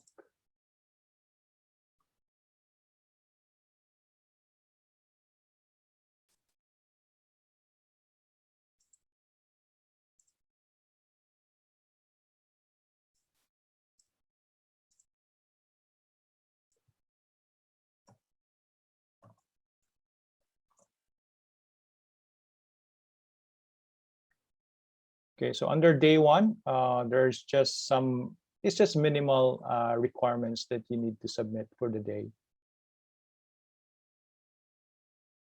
Okay, so at this stage, okay, do we still have a lot of participants who have the localhost issue?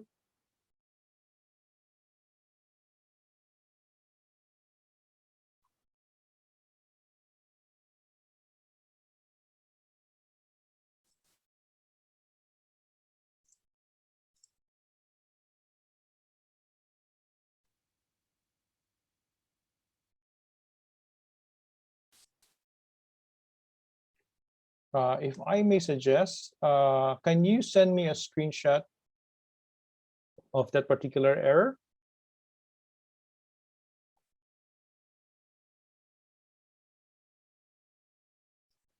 Okay, so for those who are experiencing the localhost issue, maybe you can send us a screenshot for that one.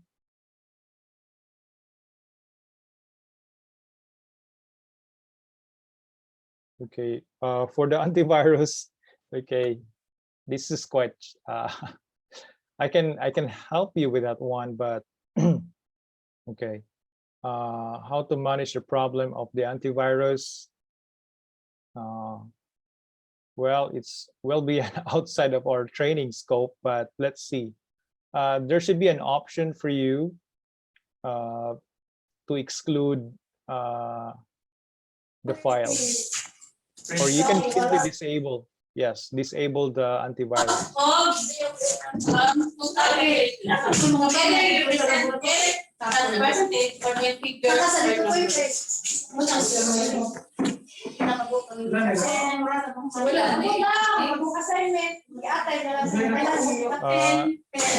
Can someone mute that one, please?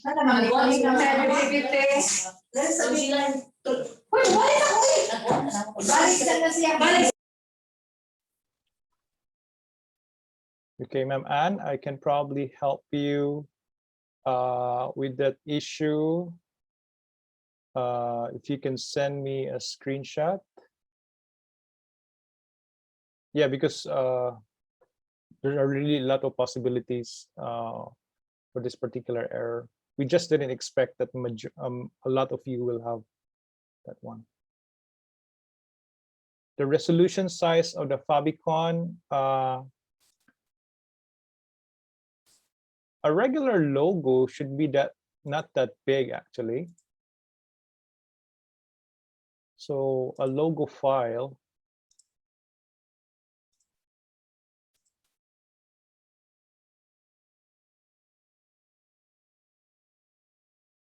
yeah, it's not specified here, but Mark suggested at least 500 by 500. Yeah, I think that would work.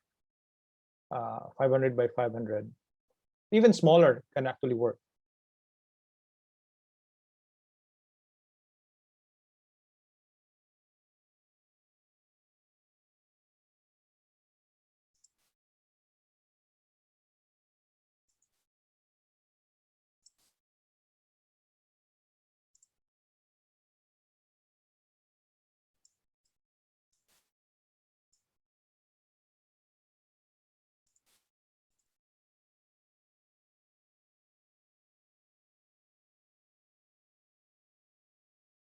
Okay.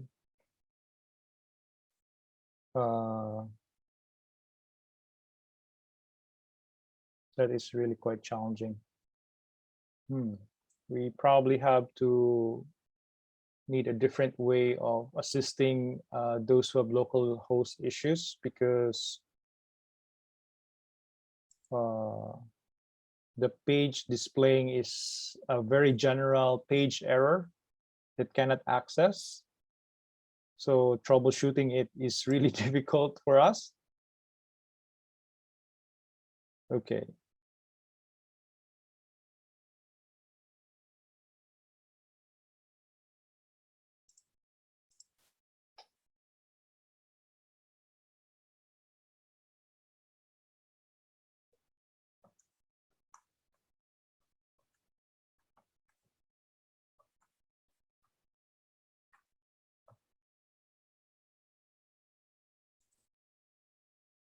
Okay. Any other question aside from the local host problem?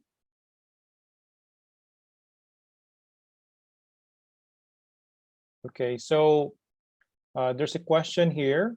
They're currently using a Moodle as an LMS. Can you use it instead of the one we download? Actually, the one that we have provided you is actually specific only, or will work only specifically without internet connection, and can be shared to the students. So your current LMS setup is probably different the way it is configured, because your existing LMS will work with internet connection. So the PLMS that we are providing you right now is really intended to be utilized without internet connection. Although, of course, downloading the file will require internet connection. But in terms of distribution later on, the need for internet would not be required.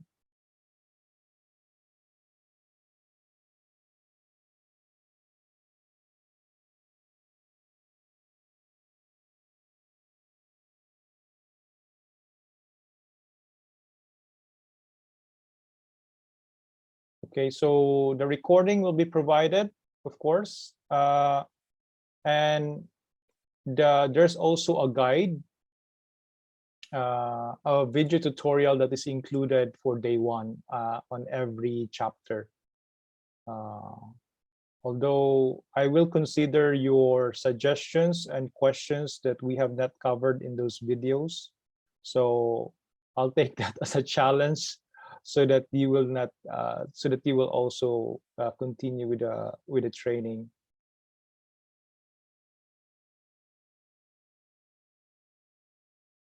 So, Ma'am Felina, does it mean this can be shared to our students who opted to avail of offline learning modalities used to internet connections? Yes, ma'am. That is actually the very objective of the PLMS training that we have today.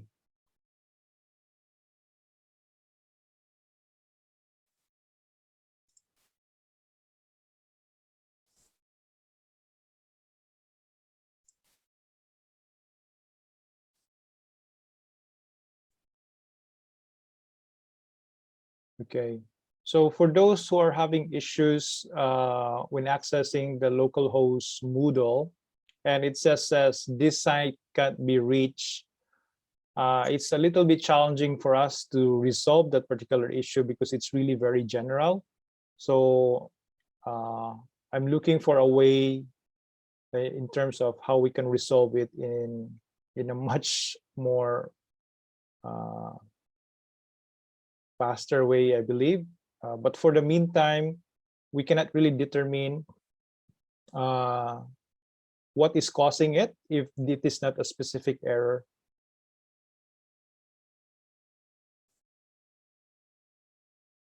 Okay.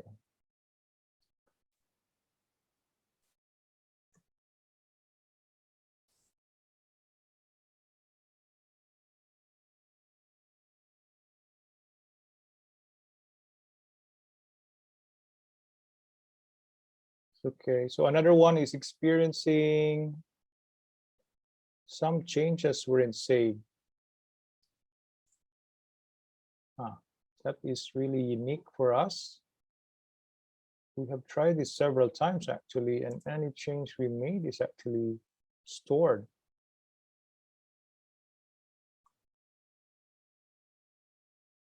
Let's see.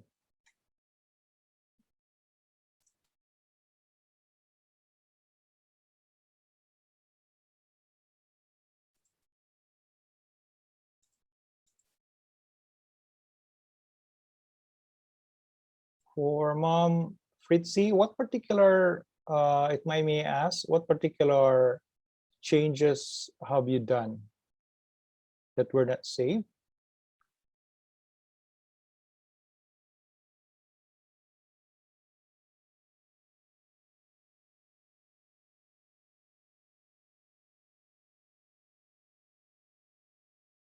For Sir Vincent, we can leave your question later on. I think Sir Dave would be willing to answer that one in full detail later. No, in terms of course, we will also cover that one later on. That is part of day 6 on yes, Saturday. day 6.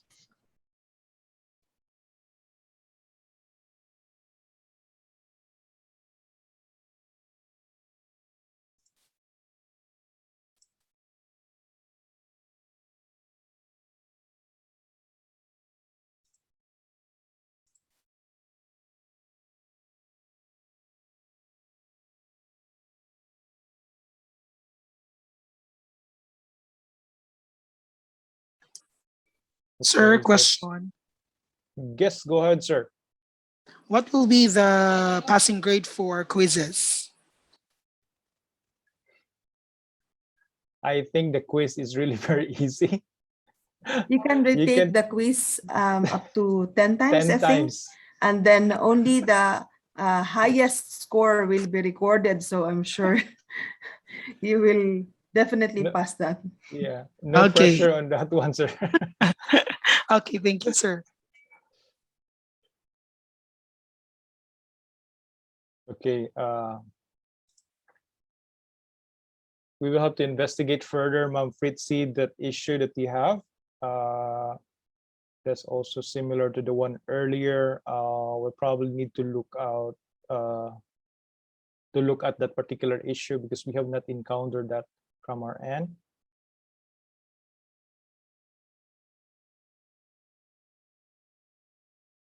Okay, Ma'am Marjorie, after logging out, did you close Poodle or is it still open?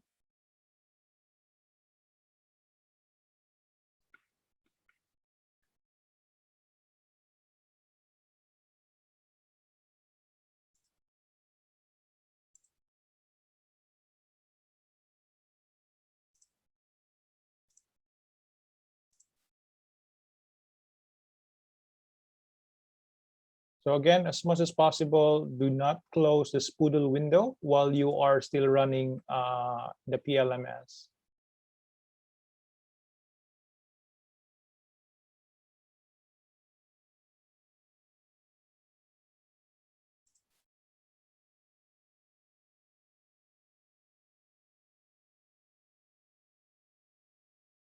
Sir Banes, that's good already.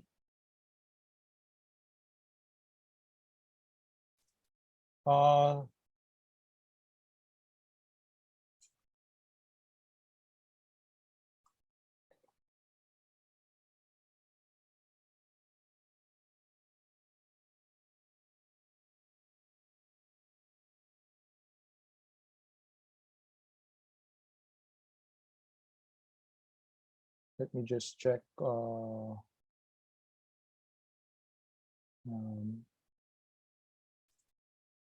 Ms. Paida, thank you for the screenshot. We'll look into this one.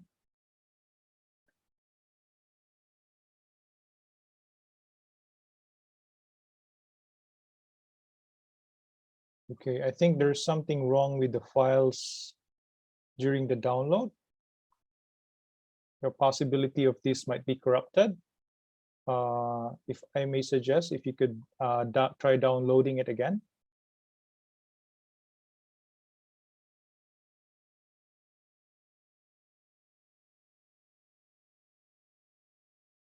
Okay. Sir John, uh, when Spoodle says the system cannot find the path specified, have you copied the two files in your drive C, sir? It should be in drive C and not inside a folder. Oh, okay. Let's see.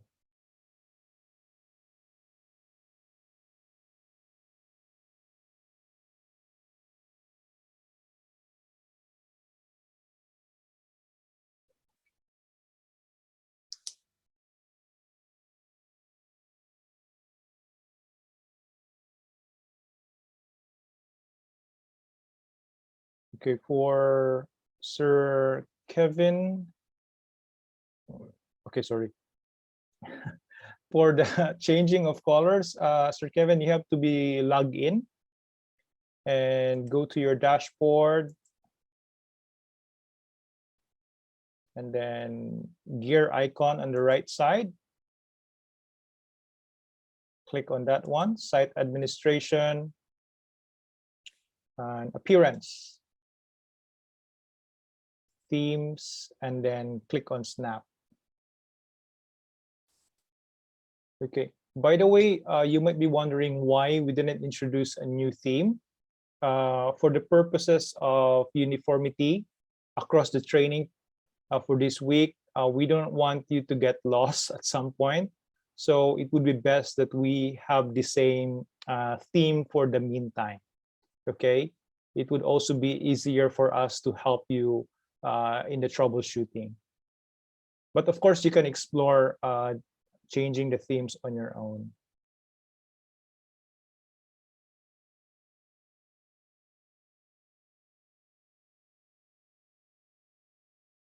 Ma'am Eliza, if the error says localhost refused to connect, that means there's an existing system or software that is running that is utilizing localhost 8080 as well. So if that is being utilized, we cannot, we have to stop that existing process before we can run our PLMS. So we'll try to take note of that issue, ma'am. We'll try to see if I can communicate with you what particular software might that be.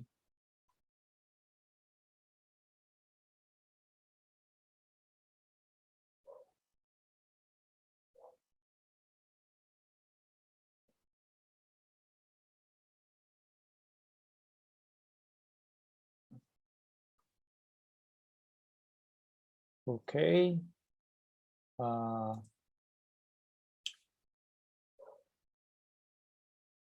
So for the others who just came in, you might not be able to go back again from the very beginning, but the contents in the portable learning management system in our soul is there. You can follow those steps as well. And then you can ask questions. We have a forum for your questions for day one in here.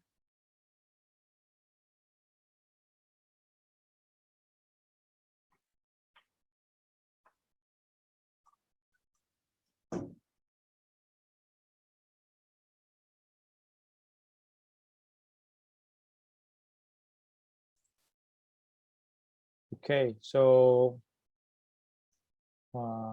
what else? Let's see. I'm trying to figure out what would be the best way to. Okay, so we could probably utilize the forum that we have for your clarifications with regards to those who are facing local host issue. So if you can probably send a screenshot of that. For those who have sent me a screenshot, we'll probably have to consider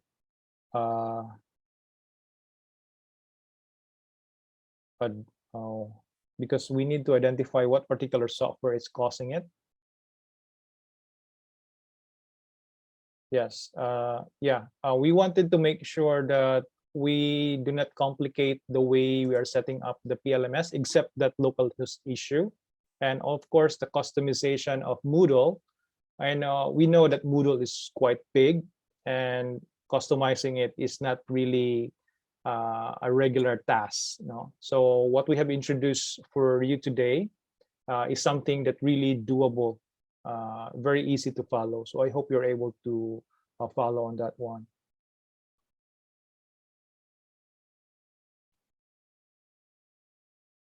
For those who want to send screenshot of the local host problem, you can send it. I hope we can send it through our forum here. Day 1 for questions, clarifications, sharing. Although I'm not sure if we can. Are we allowed, Ma'am Jan, to post pictures here? Post pictures where, Lar? Sorry. In our forum. I'm not sure, but maybe they can send a link to a Google Drive. Oh yeah, that could be an option. Yeah, this is going to be a challenging resolution, but we'll try our best to resolve Since we those still have time, problems. maybe you can discuss that as well. And then at the Okay. same time, teach them how to submit the assignment, because some of them may also have that as problems or issues. Yes, we'll probably do that one along first. So submission of assignment. Let me just illustrate it here. So, okay. My student account is not yet complete, but let me go back to my normal role.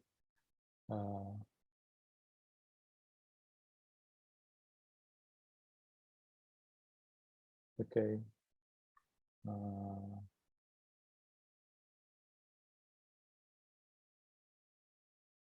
So again, for the assignment, you can click on that particular submission, and then you select your, or you click on submission right after you click on that particular activity. Sorry, let me just go back on that one. So at the end of the day, or after you have performed those, what we have done so far, we would like to ask some output also from your end. Just a simple screenshot. Let's say, for example, for this one, running PLMS with Spoodle window. So although some of you have errors, we will try our best to resolve on that one. So once you click on activity 1A, you click on add submission. Don't worry, the deadline with this one would still be next year, okay? So we will be helping you all throughout this project, because of course, that is the goal of us being educators, to be able to keep up in spite of this pandemic. So hopefully we would be able to work together, since we are all in this together. So yes, so when you click on add submission, you can attach the screenshot. Okay.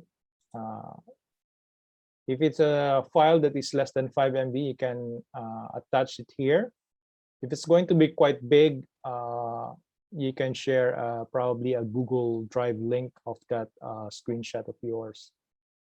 And then just click Save Changes, and that is, and you're done. And you can proceed to the next activity. So those are just a very simple tasks. Of course, you can do this one even after day 1. Okay, no worry about that. No worries about that one. You can still submit at a later time. We will help you with that problems you have.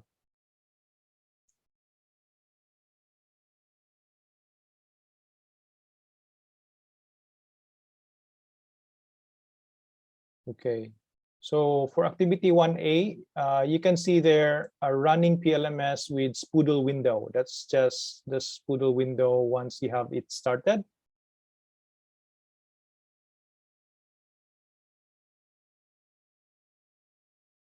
Okay, for activity 1B, running PLMS with an updated front page, just a simple change on the page, the cover page perhaps. And then the third one is a screenshot of the page upon login with the new name and logo. I believe you have done that as well. And the last one is the screenshot of the appearance customization. So just this page, you can screenshot this one and then send it as an attachment of that assignment. That's it. So you're already good for the day. And of course, the quiz is really easy. It's just there for knowledge check. And you are entitled to do it 10 times. And only the highest score will be recorded.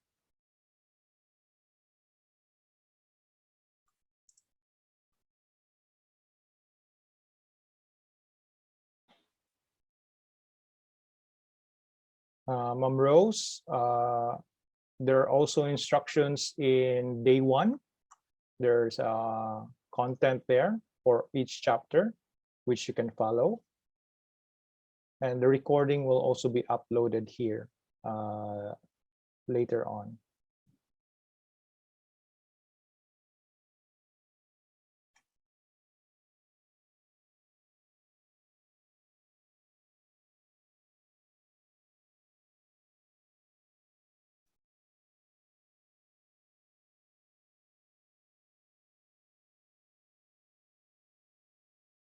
Okay. So, all right.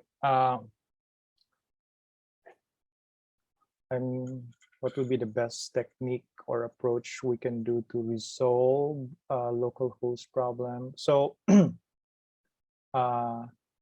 me just enumerate some items. Let me just enumerate the known software that's going to cause PLMS to fail. Okay, so let me just add them here.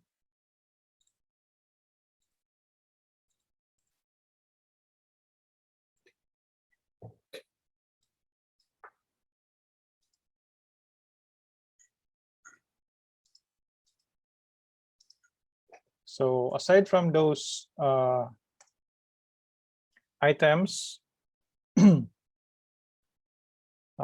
some items are really quite technical. So forgive me if some may not be able to understand them. Skype, turn off Skype if you're still using Skype. Sometimes it's a default installation for the Windows OS. Turn off Skype.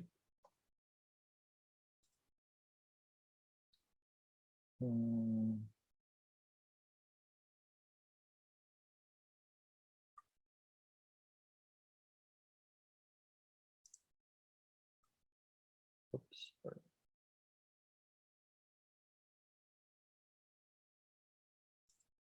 I'm currently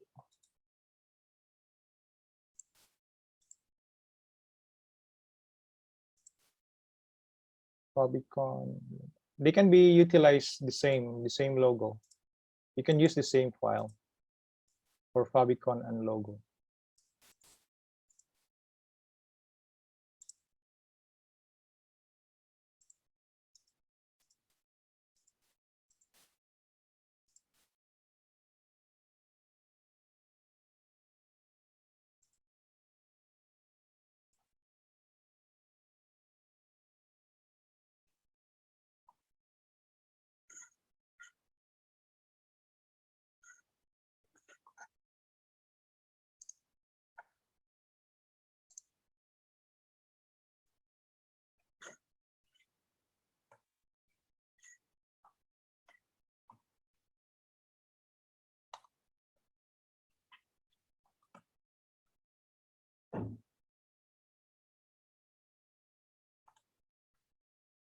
So IIS is just something similar to WAMP server, but that is the one created by Microsoft, and it is normally built in or can be configured in our Windows laptops. However, it is not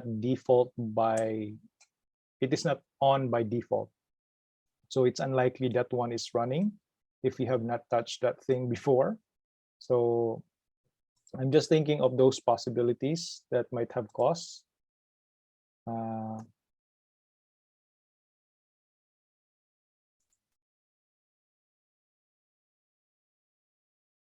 Another one is it could be a firewall issue, which is a little bit tricky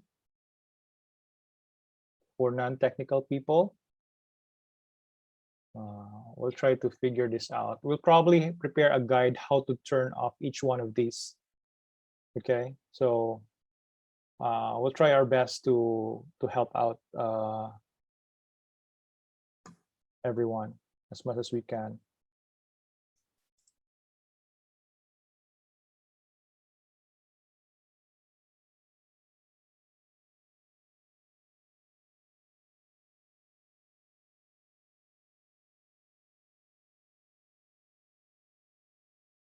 LB.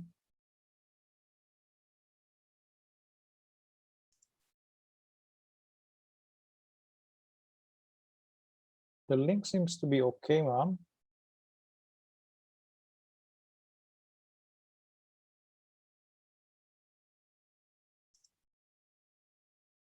Yes. For those having the issues in localhost, the last resort we're going to do is we do a one-on-one session with you. We'll probably have to set up a video call for that one because we need to see the actual software that is running. But hopefully with this listed items that I have here, I will still add additional software that might be present. And hopefully I will document them how to turn it off. So currently, these are the most popular ones that are going to cause issues with local 8080.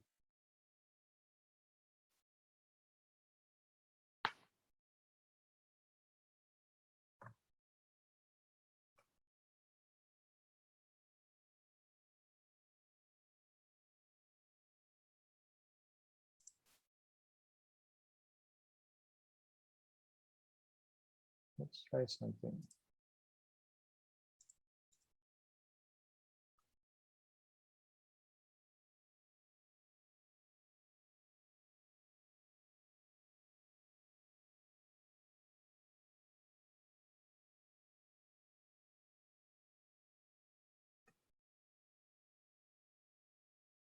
Okay, some of you may have encountered only this one. So it really need to have a port number specified here. But I believe that's the default setup that we have. Okay, 1 second.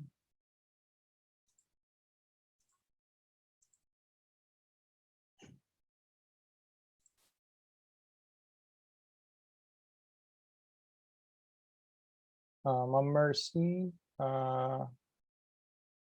you okay already on that logo?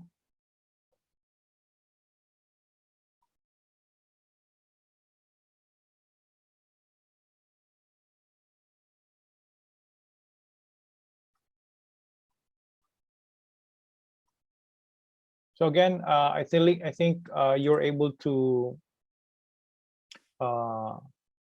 capture the lessons for today, and I think the primary issue is the launching part of PLMS.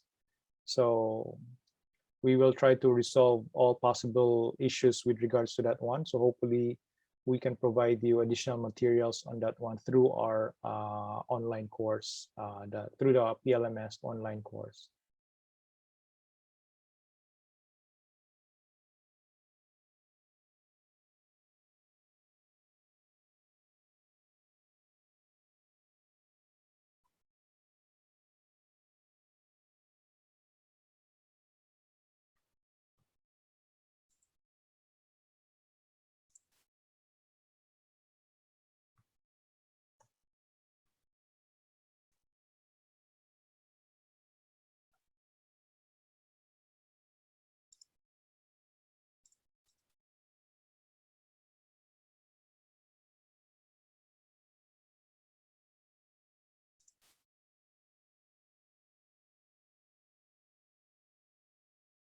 Okay. Sir Christian, is there a way that the students can see where their mistakes? Are you referring to? Okay. To the quiz. I believe we have not enabled that one.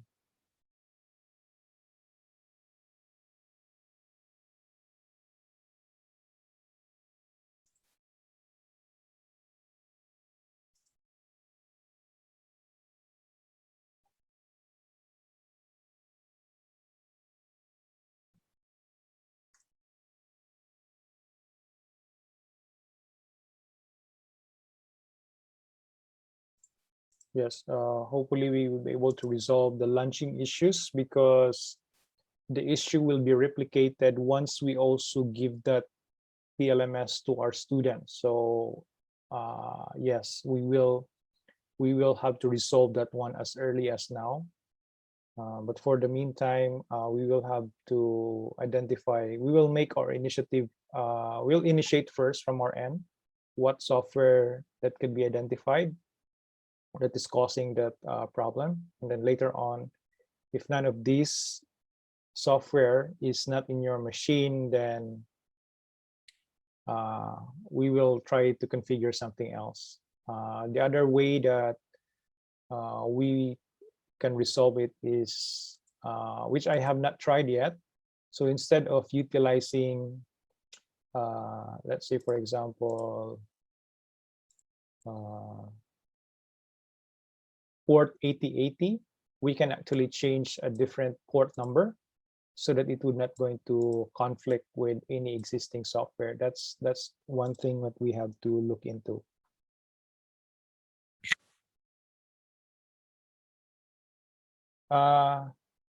Sir Vincent, yes, you can upload videos in the PLMS. The only challenge later on is it's going to bloat a little bit of, remember the one that we have download right now is in only 150 plus MB as a compressed file, right? So, and that doesn't contain anything yet. There's like a bare basic. So once we start modifying, adding content to it, we can add PDF files, we can add videos, texts, ebooks even. The challenging part is actually it would make the PLMS bigger. Of course, the student will no longer need to, depending in terms of how the student will, yeah, this will be discussed later. I don't want to get ahead of Sir Dave. But yes, we can upload video discussions in this LMS. The upload limit,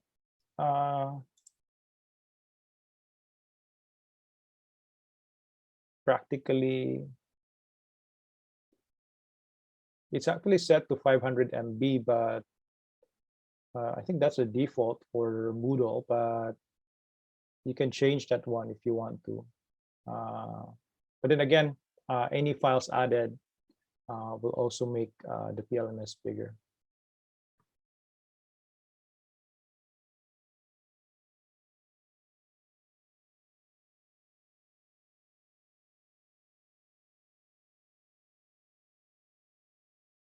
Okay, Sir Christian, I believe you are aiming for a perfect score. So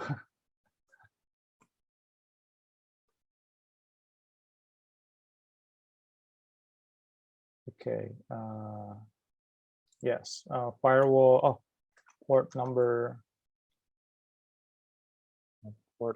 change, port number conflict.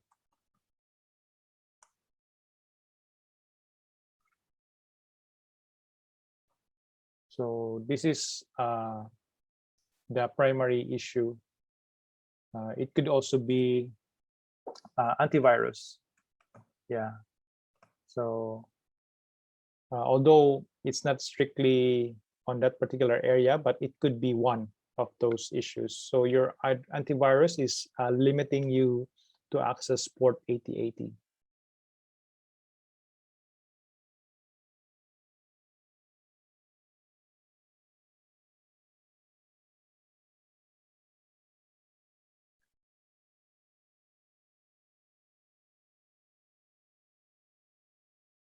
Okay.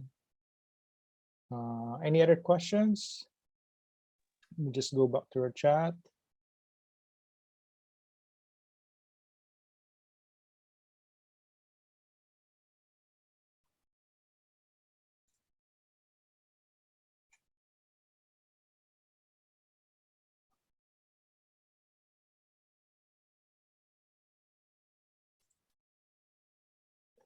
Okay, so I believe no other questions. Let me see if I have missed something here.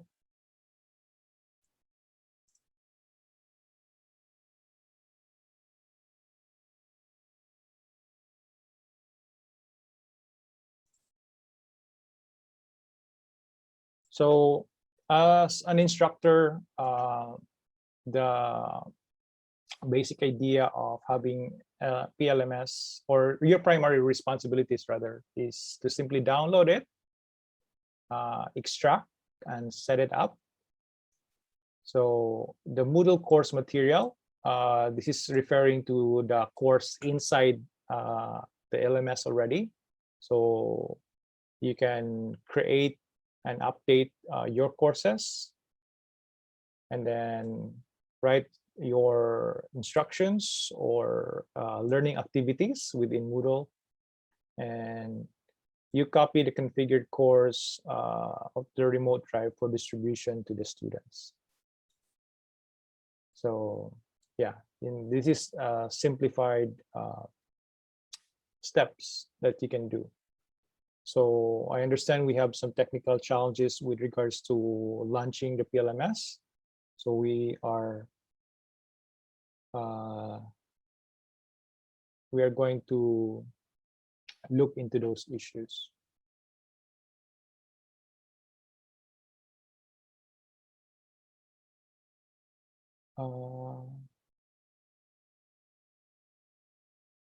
Where can we find?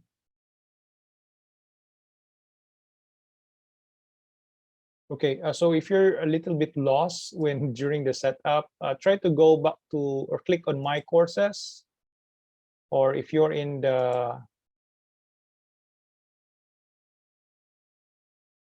dashboard 80, or you can click here and go back to My Courses. So your top menu would be your, just in case you might get lost when during customization, try to look at the top portion of the screen, because that's where normally you would go back, or you'll be brought back to the home page.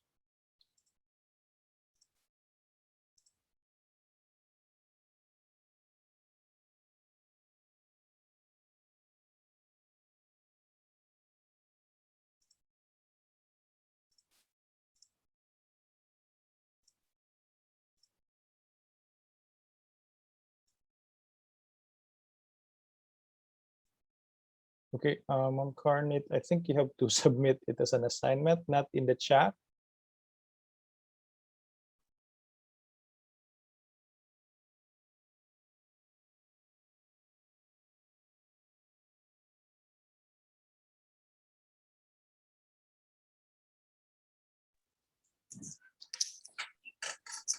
Hello, sir.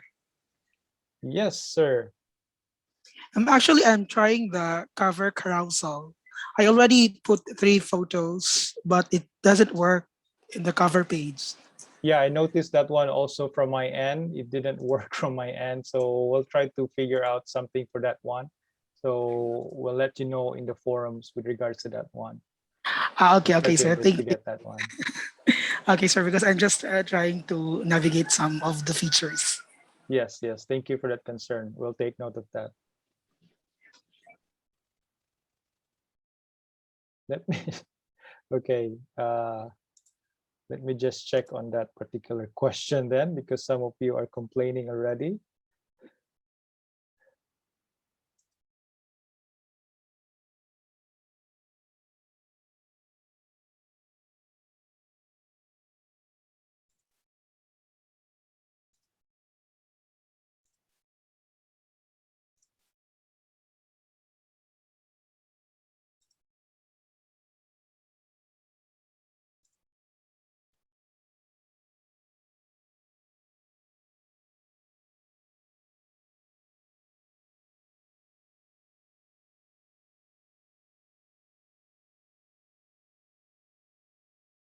Okay, anyway, not priority for now, but we'll have to check on that one later on.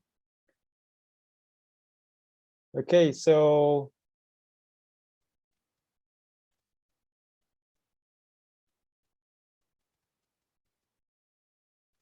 okay, Mom Eliza,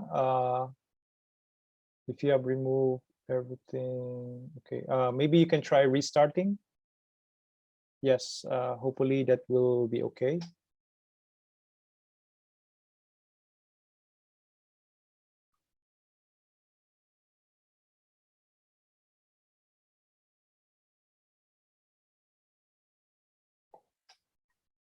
So thank you for your time today, for spending. It's been a pleasure working with you in spite of the challenges we have. We will try to resolve whatever issues we have. So if we need to do one-on-one, we will do that one. So just give us a little bit more time to figure out a much better approach, no? Para dili pud kayo time consuming for both sides. So if we can resolve it using the forums, we will do that one. With our online course, we will upload it there as well. And then yeah, we just want to reach out to you because this is really a very useful option for many of us educators, especially those who are really have challenging issues with the internet connectivity. It may not be for big universities, they might have the facilities already, but you know, it's always even possible for us to, even for those who are already doing an online, and you know, if you have compiled everything in one course and then just let your students, if they have really connectivity issues, the PLMS is really a very possible option for you to share the learning materials. So yeah, hopefully you would be more interested in learning more in the coming days. And it would be not that difficult anymore, because especially majority of us are familiar with Moodle. It's very easy na lang, no? So yeah, the only hiccup that I encountered so much today, which I didn't expect, is really the lunching. So hopefully we can resolve that one, Ma'am Jan, because that is my, well, probably that would be my responsibility for day one, but I will try my Yes, that best will to be your resolve. responsibility. That will be, it's very yeah. important that you get this running before the training tomorrow. Yes, yes. Hopefully everyone would be able to run this one by tomorrow. So I'll try my best to work overnight tonight to hopefully resolve those issues. Yes, and so if you still have other questions or concern, just post it in the forum section of day one. And I think also Ma'am Myla has announcements for tomorrow, being the lead facilitator for day two. Yes, ma'am. Good afternoon, everyone.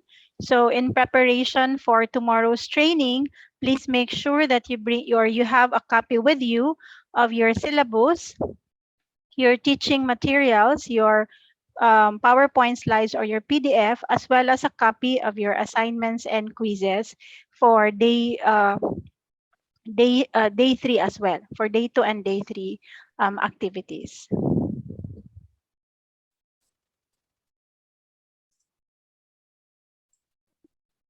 As also mentioned in the announcement portion of Soul, it will be best and convenient for you if you have your laptop where you can follow the instructions that are being given in the training. And then you have your Zoom on your mobile phone, or if you have another device, say another laptop or another desktop, so that you don't have to shift between windows anymore. So that's one of the suggestions, because sometimes we could not follow the instructions anymore because we have to look at what the instructor or the facilitator is doing in Zoom, and then you also need to copy it in your own local PLMS. So we suggest if you have two, you bring or you use two devices for day two onwards. Thank you so much. Any parting words, Lar? Parting words. Yes. Hopefully, you are learning so much for today. It's really, to be honest, the it is supposed to be a very seamless, process. We just a hiccup on that one, but anyway, we'll strive our best to resolve that one, because we really want this one to work for you and even for us. So yes, so thank you so much for your participation today. I really appreciate your questions, and hopefully tomorrow we will continue again. Thank you and good afternoon. Thank you so much, Thank you so much, sir. sir. Thank you. Thank you, sir. Thank you, sir. Thank you, ma'am. Thank you, Thank you, sir. sir. Oh, you're Thank welcome. you. Thank you so much. Thank you, ma'am. Thank you so much, sir. Thank you so much, Tomorrow everyone. again, 1 o'clock. Bye. Thank you so much Thank you, po. sir. Bye. Kamusta po? Salamat po.